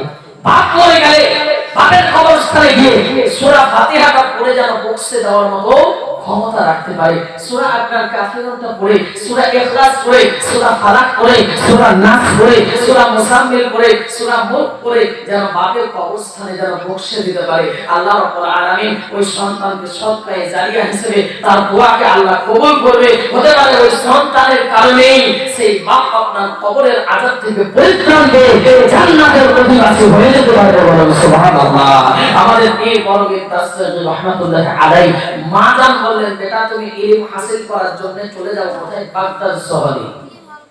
মা কি বললেন, বেটা তোমার আমাকে ফিরে এসে তুমি দেখতে পেতেও পারো, নাও পেতে পারো, অতএব আমি তোমাকে এই দিনারগুলো দিচ্ছি, এই দিনারগুলো সোনা স্বর্ণ মুদ্রার দিনারগুলো আমি তোমাকে দিচ্ছি, এগুলো নিয়ে তুমি ইলম হাসিল করার জন্য চলে যাও। এই কথা মা যখন বললেন, মা কি করলেন, জামার এই আগালে আপনার স্বর্ণ মুদ্রাগুলোকে সেলাই করে দিলেন আর কাফেলা ধরিয়া দিলেন। আমাদের বরকত দস্তগীর রাহমাতুল্লাহ আলাইহি ওই কাফেলার সঙ্গ ধরে চলে যেতে লাগলেন। আর যেতে যেতেই বড় একটা ডাকাতের দল, কয়েকজন ডাকাত মিলে পুরো কাফেলাকে ঘেরাও করে নিলেন। দরবার মুআজ্জাজ সামাঈন ইকরাম, জামাআতরা ডাকাত দলেরা প্রত্যেককে মাধ্যম করে আপনার প্রত্যেকের পেটে জুলুম করে অত্যাচার করে আর বলতে লাগে, বলে যাও তোমাদের কাছে যা যা টাকা পয়সা ধন সম্পত্তি আছে আমাদেরকে দিয়ে দাও। মুআজ্জাজ সামাঈন ইকরাম,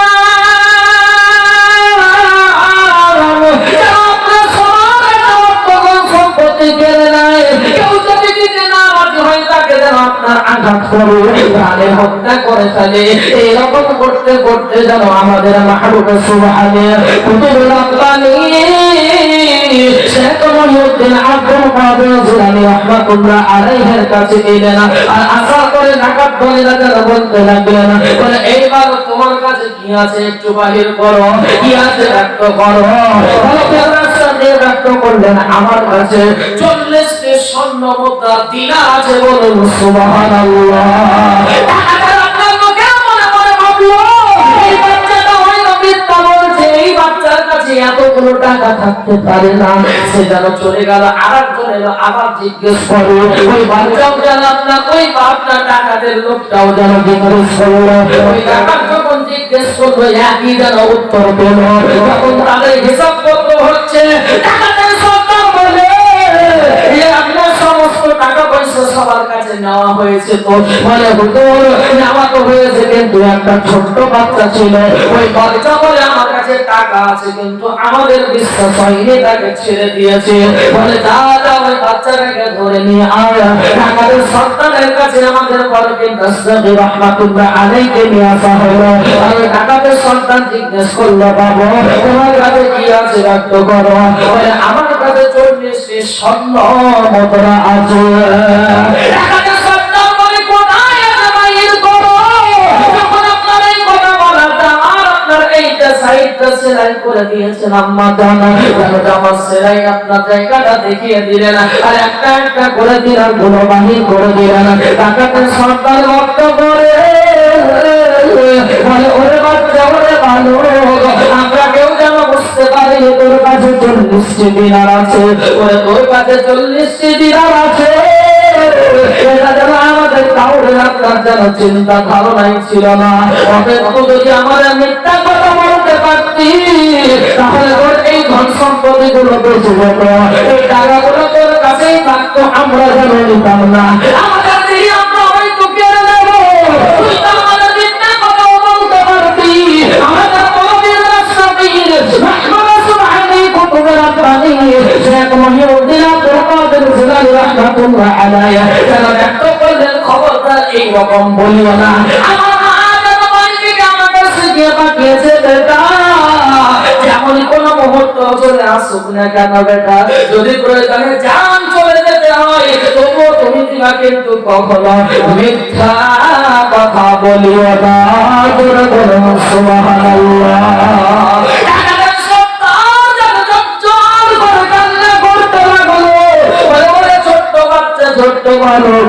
মায়ের কথা তুই এত বড় বাবাদার মায়ের কথা তুই এত বড় আপনার মান্যকারী সে তোর সমস্ত অর্থ দিয়ে দিতে রাজি কিন্তু তুমি মিথ্যা কথা বলার জন্য রাজি নয় আজকে আমরা সারা জীবন অতিক্রম করে গেলাম মায়ের কথা তো দূরে থাকা যে প্রভু আমাদের তৈরি করলো ওই প্রভুর কত অমান্য করলাম মানুষকে হত্যা করলাম মানুষের অর্থধন সম্পত্তি কেড়ে নিলাম করবো না বলে তোর হাতে হাত রেখে আজকে কলেমা পাঠ করবো আর যেন মুসলমান হয়ে যাব বলে যেন সবাই পাঠ করতে লাগলো লা ইলাহা ইল্লাল্লাহ লা ইলাহা ইল্লাল্লাহ পাঠ করো লা ইলাহা লা ইলাহা ইল্লাল্লাহ লা ইলাহা ইল্লাল্লাহ লা মুহাম্মাদুর রাসূলুল্লাহ সাল্লাল্লাহু তাআলা আলাইহি ওয়াসাল্লাম বিরাদার মুআদ্দিস সামাইনে কিরাম রহমাতুল্লাহ আলাইহি ছোট্ট বালকের হাতে হাত রেখে টাকার সর্দার সহ সমস্ত টাকা যেন মুসলমান হয়ে গেল বলুন সুবহানাল্লাহ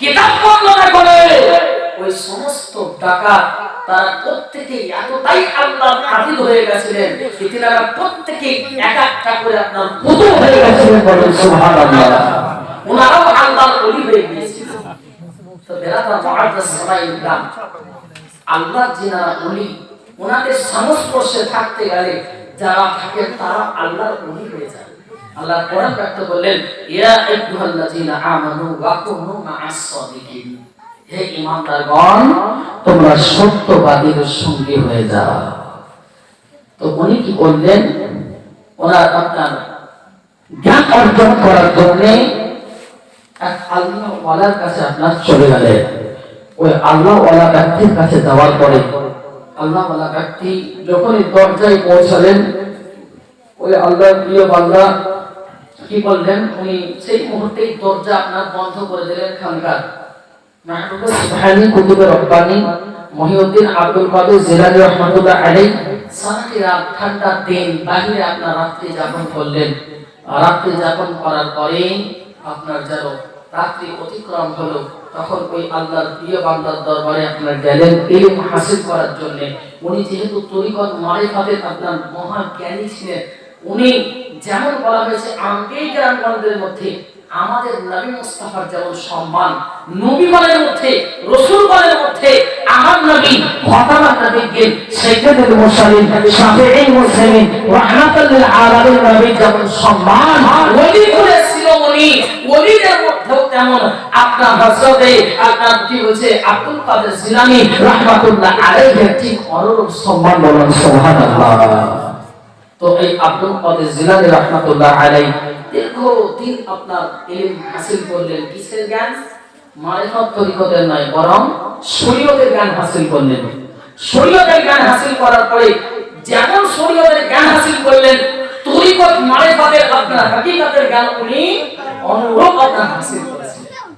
হাসিল করার পরে ঘটনা হযরত জুনাইদ বাগদাদী রাহমাতুল্লাহ আলাইহি, হযরত জুনাইদ বাগদাদী রাহমাতুল্লাহ আলাইহি উনি আপনার উনার পীর সাহেব ব্যক্ত করলেন কি জুনাইদ তুমি কি করো, মানুষের সম্মুখে ওয়াজ করো, মানুষের সম্মুখে বক্তব্য প্রদান করো, তাকরীর করো, যে তাকরীরের মাধ্যমে মানুষের কলবের পরিবর্তন হবে, মানুষ ইসলাম হবে, মানুষের ইসলামী হবে, মানুষ মাসলা মাসাইল সম্পর্কে জানতে পারবে, সঠিক বেঠিক সম্পর্কে উপলব্ধি করতে পারবে।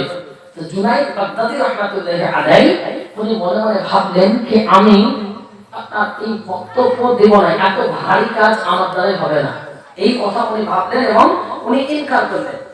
রাত্রে বেলায় ঘুমিয়ে আছেন, আর ঘুমিয়ে থাকার পরে স্বয়ং যেন আমার নবী আকাই নামদার তাজফারে আহমদ মুস্তাফা জনাব মুহাম্মদ রাসূলুল্লাহ সাল্লাল্লাহু তাআলা আলাইহি ওয়াসাল্লাম কে স্বপ্ন দেখলেন। জুনাইদ বাগদাদী রাহমাতুল্লাহ আলাইহি বলে, হে জুনাইদ তুমি যেন মানুষের সম্মুখে বক্তব্য প্রদান করো, আমি দয়ার নবী মুস্তাফা বলছি তুমি মানুষকে বক্তব্য প্রদান করো, তোমার মাধ্যমে অনেক মানুষ হেদায়েতের রাস্তা পাবে, বলুন সুবহানাল্লাহ।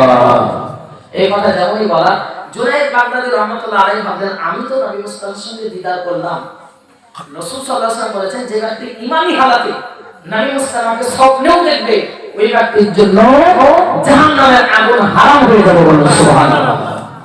আবু জেহেল রেখেছিল, আবু লাহাব রেখেছিল, আপনার আরো অনেকেই আপনার দেখেছিল, কিন্তু তারা জান্নাতি নয় বরং জাহান্নামী হয়ে গেছিল।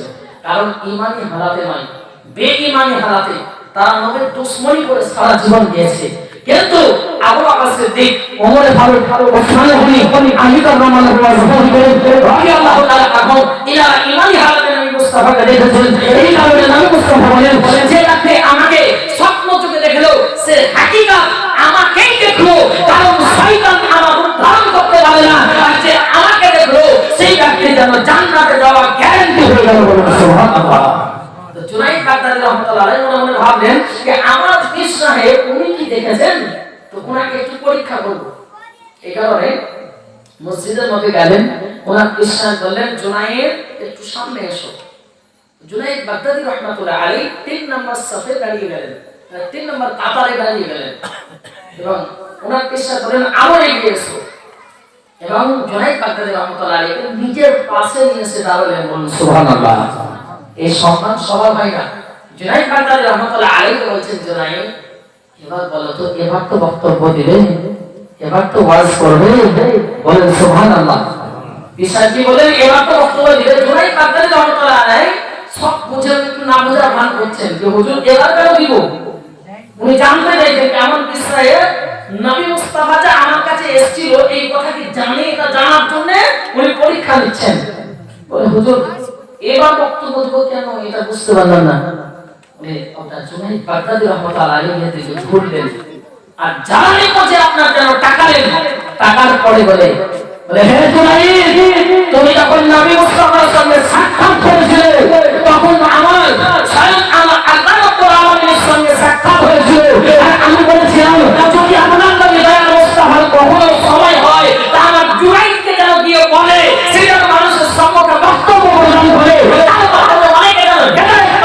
আমি আপনার আল্লাহ রাব্বুল আলামিনকে বলেছিলাম বলেই নবী মুস্তাফা তোমার সঙ্গে সাক্ষাৎ করেছে। জুনাইদ বাগদাদী রাহমাতুল্লাহ আলাইহি বলেন নবী মুস্তাফার সঙ্গে সাক্ষাৎ যদি হয় আমার পীর সাহেবের ওসিলায় হবে, সুবহানাল্লাহ। বেরাদার মুআদ্দাস সাহাবায়ে কিরাম সঙ্গে সঙ্গে পীর সাহেবের পায়ে পড়ে গেলেন, বলে হুজুর বিয়াদবি নেবেন না, হুজুর আমার কত ভুল হয়ে গেছে, আমি পরীক্ষা করতে চাইছিলাম যে আপনি জানেন কিনা এই খবরটা। তো যারা মার্কা সামাইল کرام গৌসে সামদানি কুতুবের রব্বানি শেখ মহিউদ্দিন আব্দুল কাদের জিলানী রাহমাতুল্লাহ আলাইহি উনার ইসরাইল আপনার খাজা উসমান হারুনি রাহমাতুল্লাহ আলাইহি আপনার ব্যাখ্যা করছেন যে জুনাই নাকি বলছে আপনার আব্দুল কাদের জিলানী রাহমাতুল্লাহ আলাইহি তুমি কি করো, মানুষের সম্মুখে বক্তব্য প্রদান করো, মানুষের সম্মুখে বক্তব্য প্রদান করো, ওয়াজ করো। এই কথা যখনই বলা মাহমুদ সুরাইন কুতুবের রব্বানি শেখ মহিউদ্দিন আব্দুল কাদের জিলানী রাহমাতুল্লাহ আলাইহি কি করলেন, ব্যক্ত করলেন যে হুজুর এত ভারী কাজ, এই কাজ আমার দ্বারাই করার হবে না বা সম্ভব নয়, এই রকম কথা ব্যক্ত করলেন। তো যেমনই বলা উনিও আপনার আরাম করতেছেন আর স্বপ্ন যোগে আমার উম্মত দরদি নবী মুস্তাফাকে দেখতে পেলেন, বলেন সুবহানাল্লাহ। নবী মুস্তাফা আব্দুল কাদের জিলানী রাহমাতুল্লাহ আলাইহি বললেন, বলে হে আব্দুল কাদের তুমি আপনার হা করো, জিহ্বাটা একটু বাহির করো। নবী মুস্তাফা নিজের দোয়া মোবারক একবার দুইবার তিনবার করে 7 বার আপনার ওনার জিহ্বা মোবারকে ঠেকালেন, ঠেকার পরে বলেন যাও এরপরে তুমি ওয়াজ করো, বক্তব্য দাও, তোমার মাধ্যমে মানুষ কোটি কোটি আপনার ইসলাম ধর্ম গ্রহণ করবে, বলেন সুবহানাল্লাহ। তারপরে পরে হযরত আলী রাদিয়াল্লাহু তাআলা আবার এসেছেন, আসার পরে আব্দুল কাদের জিলানী রাহমাতুল্লাহ আলাইহি বললেন হে আব্দুল কাদের তুমি জিহ্বা বের করো। আব্দুল কাদের জিলানী রাহমাতুল্লাহ আলাইহি জিহ্বা মোবারকে আলী রাদিয়াল্লাহু তাআলা 6 বার আপনার লুয়াত মোবারক দিলেন। আব্দুল কাদের জিলানী রাহমাতুল্লাহ আলাইহি বললেন আপনি 6 বার কেন দিলেন? বেরাদার মুআদ্দাস সামাইল کرام হযরত আলী রাদিয়াল্লাহু তাআলা আনহু ব্যক্ত করেন হে আব্দুল কাদের কারণ আমি আলী কখনো আপনার নবী মুস্তাফার মতো নয়, বলুন সুবহানাল্লাহ।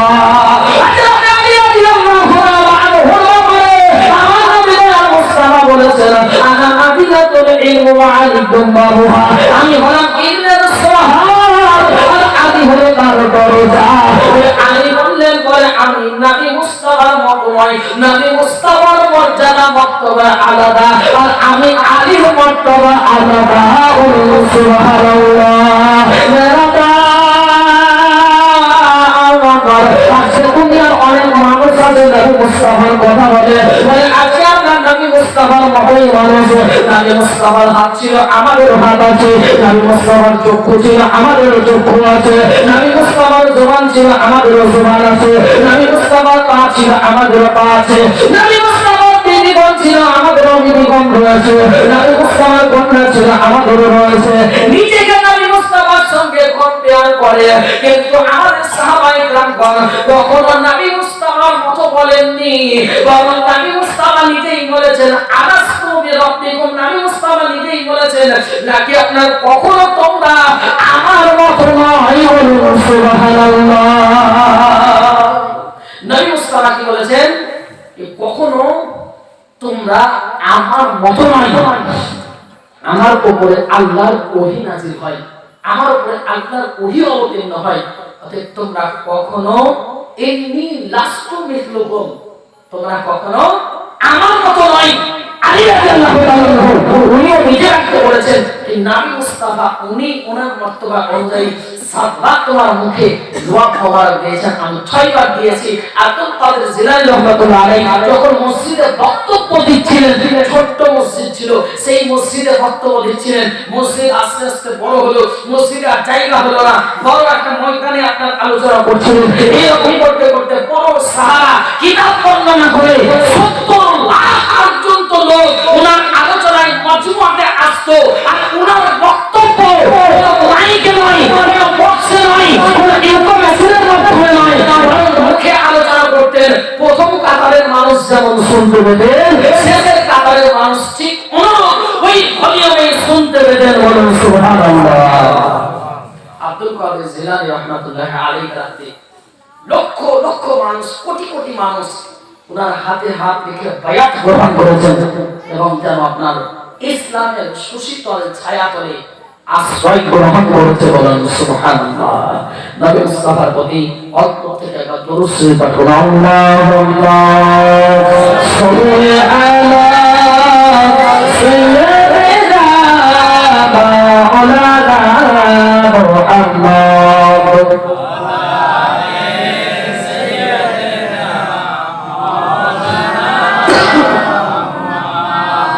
وعلى آل سيدنا صلوا على محمد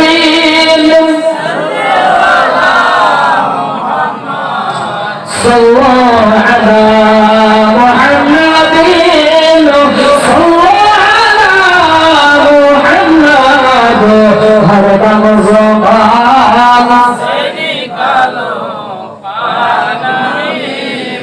محمد هر دم زبان سے نکالو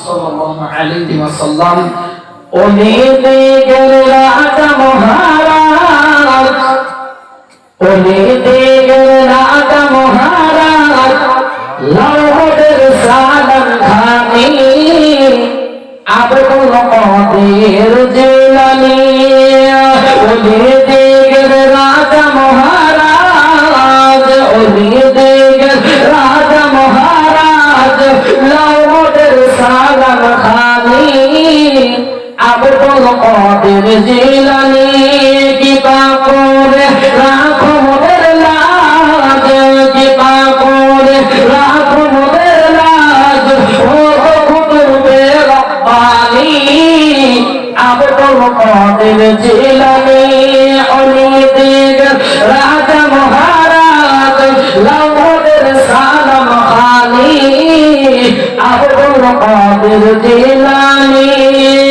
रसूल पाकेर তুমি প্যারা মাওলা আলীর নয়ন তারা মাকতে মার তুলাল হাসান হোসেনের জিগার পারা হাসান হোসাইনের জিগার পারা রসুল পাকের তুমি প্যারা মাওলা আলীর নয়ন তারা মাকতে মার তুলাল হাসান জিগার পারা হাসান হোসাইনের জিগার পারা সর্বগুণে গুণমণি সর্বগুণে গুণমণি ও গুণে রব্বানি মাই আব্দুল কাদের জিলানী ওলি দিগের রাজা মহারাজ লাহোরের সালাম খানি আব্দুল কাদের জিলানী মুসিবতে পড়ে মরা মুসিবতে পড়ে মরা ডাকি তোমায় দস্তগীর মোর হতে উত্তর করো ওগো মোদের বড় পীর ওগো মোদের বড় পীর মুসিবতে ডাকি মরা ওগো মোদের দস্তগীর মোর হতে উত্তর করো ওগো মোদের বড় পীর ওগো মোদের বড় পীর নাই তুলনা বিশ্বে তোমার নাই তুলনা বিশ্বে তোমার পীরানে পীরাসানি আব্দুল কাদের জিলানী ওলি দিগের রাজা মহারাজ লাহোরের সালাম খানি আব্দুল কাদের জিলানী হাসরের কঠিন দিনে তুমি মোদেরই আশা কিবার পরে যাব মনে আছে আমাদের ভরসা আছে আমাদের ভরসা হাসরের কঠিন দিনে তুমি মোদের আশা কিবার পরে যাব মনে আছে ভরসা মনে আছে ভরসা তাই তোমারি নিত্য জপি তাই তোমারি নিত্য জপি তোমারি ওই পাগনাম খানি আব্দুল কাদের জিলানী ওলি দিগের রাজা মহারাজ আব্দুল কাদের জিলানী আল্লাহুম্মা সাল্লি আলা সাইয়্যিদিনা মাওলানা মুহাম্মদ ওয়া আলা আলি সাইয়্যিদিনা মাওলানা মুহাম্মদ ওয়া আলা আলি সাইয়্যিদিনা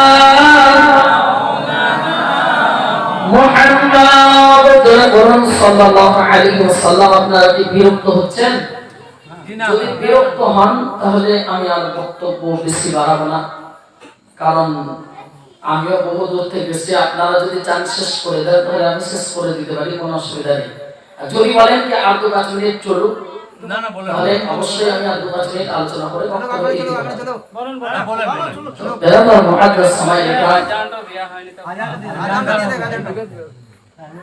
দেব। আজান দিবেন তো 2-5 মিনিট বলে দেয়, বিশেষ করে একবার আজান দিয়ে নামাজ পড়ে দেব, সময় আর দিব না, আজান দিয়ে নামাজ পড়তে জামাত করব। দাদা মুআক্কাস সময় নিকাম ফালসফা আমরা সবাই জানি, প্রত্যেকেই যে যাই করুক, যে আপনার মাযহাবকে মানুক, সবাই অধিকাংশই যদি আপনার তারা সঠিক আপনার কোরআন হাদিসকে মান্যকারী হয়, তো আব্দুল কাদের জিলানী রহমাতুল্লাহ আলাইহিকে অবশ্যই রেসপেক্ট করতেই হবে। কারণ ওনারা সারা জীবন মানুষের জন্য নিজে আপনার আধ্যাত্মিক জগতে আল্লাহ রাব্বুল আলামিনের ইবাদতকে মানুষকে একটা দিশা পথ বানিয়ে গিয়েছেন। বহু মানুষ ওনাদের মাধ্যমে আপনার এই ধর্মের আপনার পদ্ধতি, তরিকতের মারিফাতের আপনার পদ্ধতি, কলকে ইসলাহ করার জন্য নাফসের সঙ্গে জিহাদ করার পদ্ধতি, এমনকি শয়তানের চক্রান্ত থেকে হেফাজত হয়েছে এবং বহু মানুষ হিদায়াতের রাস্তা খুঁজে পেয়েছে। আমরা সবাই জানি গৌসে পাক রাহমাতুল্লাহি আলাইহি উনি আপনার একদিন একটা কবরস্থানের পাশ দিয়ে চলে যাচ্ছেন, তো দেখছেন একজন ঈসাই মুসলিম আর আরেকজন আমাদের নবী দয়াল নবী মুস্তাফা সাল্লাল্লাহু আলাইহি ওয়াসাল্লামের উম্মত। ঈসাই উম্মত এবং আমার নবী মুস্তাফার উম্মত দুইজনের মধ্যে একটা দ্বন্দ্ব হচ্ছে, বিদ্বেষ হচ্ছে। এই ঈসাই মুসলিম বলছে যে আমাদের ঈসা রূহুল্লাহ আলা নবিয়ানা আলাইহিস সালাতু তাসলিম নবী মুহাম্মদ সাল্লাল্লাহু আলাইহি ওয়াসাল্লামের চাইতে বড়। বড় নাউজুবিল্লাহ। কি বলছেন যে আমাদের নবী মুস্তাফা দয়াল মুস্তাফা সাল্লাল্লাহু আলাইহি ওয়াসাল্লামের চাইতে ঈসা রূহুল্লাহ আলা নবিয়ানা আলাইহিস সালাতু তাসলিম সম্মান মর্যাদা মর্তবার দিক থেকে বড়। আর উম্মতে মুহাম্মাদের উম্মত বলছে যে না, ঈসা রূহুল্লাহ আলা নবিয়ানা আলাইহিস সালাতু তাসলিম উনি তো আল্লাহর কাছে দোয়া করেছিলেন যে আল্লাহ তুমি উম্মতে মুহাম্মাদি করো আমাকে। এই কারণে আল্লাহ আবার আপনার ওনাকে নবী মুস্তাফা উম্মত করে দুনিয়াতে পাঠাবেন। তো এই নিয়ে দুজনের মধ্যে দ্বন্দ্ব হচ্ছে। এই সময় বরকত দাসতগী রাহমাতুল্লাহি আলাইহি ওই জায়গায় যাচ্ছিলেন। দুজনের ঝগড়া দেখার পরে পুরো বিষয় জানলেন, আর জানার পরে ওই ঈসাই মুসলিমকে বললেন, বলে তুমি কি কারণে বলছো ঈসা রূহুল্লাহ আলা নবিয়ানা আলাইহিস সালাতু তাসলিম আমাদের নবী দয়াল মুস্তাফার চাইতে বড়, একটু ব্যাখ্যা করো। তো ঈসাই মুসলিম বলছে আমাদের ঈসা রূহুল্লাহ আলা নবিয়ানা আলাইহিস সালাতু তাসলিম মরাকে, মৃতকে জিন্দা করতে পারত। উম্মতে মুহাম্মাদি কি পারতেন? নবী মুস্তাফা কি পারতেন? কিন্তু ওই ঈসাই মুসলিম তো কিতাব পড়েনি। আমাদের নবী মুস্তাফা বহু ঘটনা এরকম ঘটেছে। তো এই যখন আব্দুল কাদের জিলানী রাহমাতুল্লাহ আলাইহি বলেন যে আমাদের নবী মুস্তাফার কথা তো থাক, আমি নবী মুস্তাফার গোলাম। অতএব তুমি যদি দেখতে চাও, তুমি যদি আপনার জানতে চাও, তাহলে তুমি ব্যক্ত করো, কোন একটা কবরস্থানে আমাকে নিয়ে চলো, যে কোনো কবরস্থানে হোক, একটা জায়গায় আমাকে নিয়ে চলো। ওই ঈসাই মুসলিম একটা বহু বছর পূর্বে একটা কবরের কাছে গেল, আর যাওয়ার পরে বললেন এই কবর আমার দাদু আর পরদাদু তারাও দেখেনি কে কবরের মধ্যে আছে। অতএব এই কবরে যে আছে এনাকে জিন্দা করে দেখাও।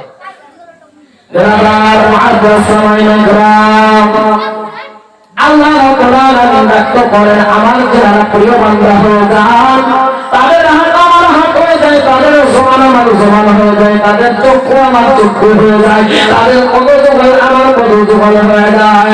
মাহমুদ সুবহানি কুতুবের পানি ও সুসন্তনি ছিলেন মহিউদ্দিন আব্দুল কাদের জিলানী রাহমাতুল্লাহ আলাইহি। ওই কবরস্থানের কাছে নিয়ে যাওয়া হলো। আমার নবী দয়াল মুস্তাফা সাল্লাল্লাহু তাআলা আলাইহি ওয়াসাল্লামের জন্য আমার নাজান আব্দুল কাদের জিলানী রাহমাতুল্লাহ আলাইহি ওই কবরস্থানের কাছে গেলেন। আর যাওয়ার পরে যেন বলে রব্বুল আলামিন, আল্লাহ তো আমি নিজের জন্য নয়, বরং আল্লাহ তোমার হাবিব নবী মুহাম্মদুর রাসূলুল্লাহ সাল্লাল্লাহু তাআলা আলাইহি ওয়াসাল্লামের জন্য এই জায়গায় আমি উপস্থিত হয়েছি।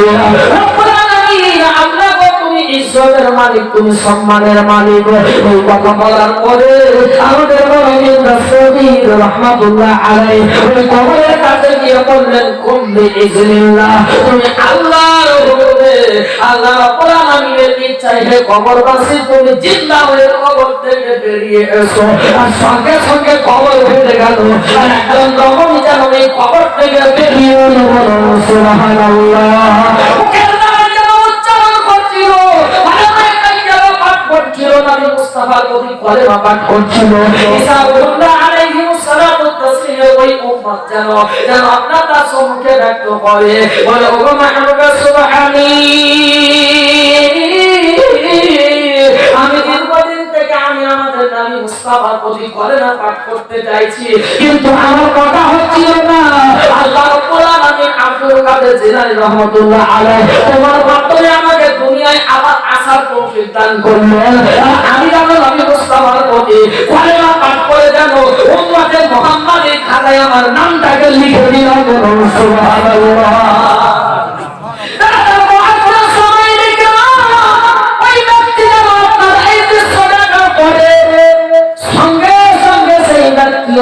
মেনে নিলেন যে হ্যাঁ, যদি আপনার এই উম্মতে মুহাম্মাদের অবস্থা হয়, ওই নবী মুস্তাফার গোলামের যদি এই পাওয়ার হয়, তাহলে ওই নবী মুস্তাফার পাওয়ার আল্লাহ তাকে দিয়েছে। বলুন সুবহানাল্লাহ।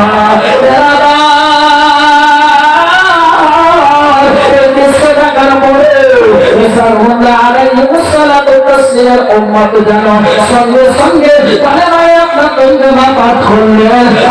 মুসলমান হয়ে গেলেন। বলুন সুবহানাল্লাহ। আল্লাহর জিনারা প্রিয় বান্দা হন, আল্লাহ রাব্বুল আলামিন তিনাদের বডিতে সেই পাওয়ার দেন। কেমন পাওয়ার, কি করে আমরা বুঝবো? সাপোজ ফর এক্সাম্পল, শেষ বিষয়, এক ব্যক্তি ট্রেনে আপনার যাচ্ছে, ৩-৪ জন লোক তাকে ধরে আছে, পাতলা দুবলা মানুষ। আর সেই পাতলা দুবলা মানুষটা ঝাঁকাম করে একটা ঝিটকা দিল, আর ৩-৪ জন মোটা তাজা মানুষ, শক্তিমান মানুষকে মুখ থুবড়ে ফেলে দিল আর ছুটে পালিয়ে গেল। পাশে একটা মাস্টার ছিল, সেই মাস্টার ওই ৪ জনকে বলছে তোমরা বোকা নাকি, তোমরা ভদ্র নাকি, এই পাতলা পাড়া মানুষটাকে সামলাতে পারলে না, পাতলা পাড়া মানুষটা তোমাদেরকে মুখ থুবড়ে ফেলে চলে গেল। একজন ওই ধুলোবালি মুছতে মুছতে বলছে, বলে ভাই এই যে লোকটা পালিয়ে গেল, এর মতো যদি ৫টা লোক দাও আমি একাই দুপুরে মুছে রেখে দেবো, কিন্তু এটা পারলাম না। তার কারণ হলো কয়েকদিন আগে এই ব্যক্তিকে জিনে ধরেছে, কয়েকদিন আগে এই ব্যক্তিকে জিনে ধরেছে। হাত দেখছেন আর হাতের মধ্যে জিনের শক্তি, চোখ দেখছেন আর চোখের মধ্যে জিনের শক্তি, পা দেখছেন আর পায়ের মধ্যে জিনের শক্তি, বডি দেখছেন আর বডির মধ্যে জিনের শক্তি। ওই কারণে আজকে ৪ জন মানুষ নিয়েও আপনার যেন তার শক্তি আপনার যেন মোকাবিলা করতে পারলাম না, আমাদের ৪ জনকে মুক্ত করে ফেলে দিল। সবাই দেখলাম আপনার জিন ধরে নেয় যে ব্যক্তিকে, তার বডিতে জিনের শক্তি আছে। আল্লাহ যারা ওলি হন, আল্লাহর নিকটবর্তী হয়ে যান, হাত যদি আপনি দেখেন আল্লাহর ওলি, কিন্তু শক্তি আপনার আল্লাহ রব্বুল আলামিনের থাকে। যদি আপনার আল্লাহ আপনার ওই আল্লাহর ওলি দেখেন, কিন্তু মুখের মধ্যে আল্লাহ রব্বুল আলামিনের কুরবাত থাকে। পা যদি দেখেন আপনার আল্লাহর ওলি, কিন্তু পায়ের মধ্যে আল্লাহ রব্বুল আলামিনের কুরবাত থাকে। আপনার চক্ষু দেখেন যদি আপনার আল্লাহর ওলি, কিন্তু চক্ষুর মধ্যে আল্লাহ রব্বুল আলামিনের আপনার যেন শক্তি, আল্লাহ রব্বুল আলামিনের দৃষ্টিভঙ্গি যেন আপনার চলে আসে। আল্লাহ বলেন মান কানা লিল্লাহি কানা লাহু, যে ব্যক্তি আল্লাহ হয়ে যায় আল্লাহ রব্বুল আলামিনের তাআলা হয়ে যায়। সুবহানাল্লাহ। মেলাদার মুআদ্দাস সালাম, এই কারণে আমরা আল্লাহ ওলিদেরকে মহব্বত করি। এই যে মজলিসটাই বসেছিলাম, এই মজলিসটা যেমনকার মজলিস নাই। আমরা দেখবেন অনেক সময় কোন চায়ের দোকানে বসে 4 ঘন্টা কাটিয়ে দিই, কখনো ঘড়ি থেকে একবারও টাকা নেই, 4 ঘন্টা চলে গেল। কিন্তু মসজিদে জুম্মার দিনে নামাজ পড়তে এসে যত চোখ আমাদের ঘড়ির দিকে থাকে, এই নামাজ পড়ে গেল, এখনো আপনার বক্তব্য শেষ করে না, এই দেরি হয়ে গেল, এই সময় হয়ে গেল। মিলাদ মাহফিলে গেলেও আমরা দেখি এই কত দেরি হয়ে গেল, এখনো শেষ করছে না। কিন্তু শয়তান কি বলছে, ভালো জায়গায় কেউ যখনই যায় যত তাড়াতাড়ি পারি ওকে চেষ্টা করবো ওই জায়গা থেকে বেরিয়ে যেটুকু নেকি করলো ওটুকু গুনাহতে তবদীল করে দাও, গুনাহ করিয়ে সেই নেকির জায়গাটাকে পূর্ণ করিয়ে দেবো। এই কারণে আমরা তাড়াতাড়ি চাই কি যত তাড়াতাড়ি হয় শেষ করে দিই, বাড়ি চলে যাবো।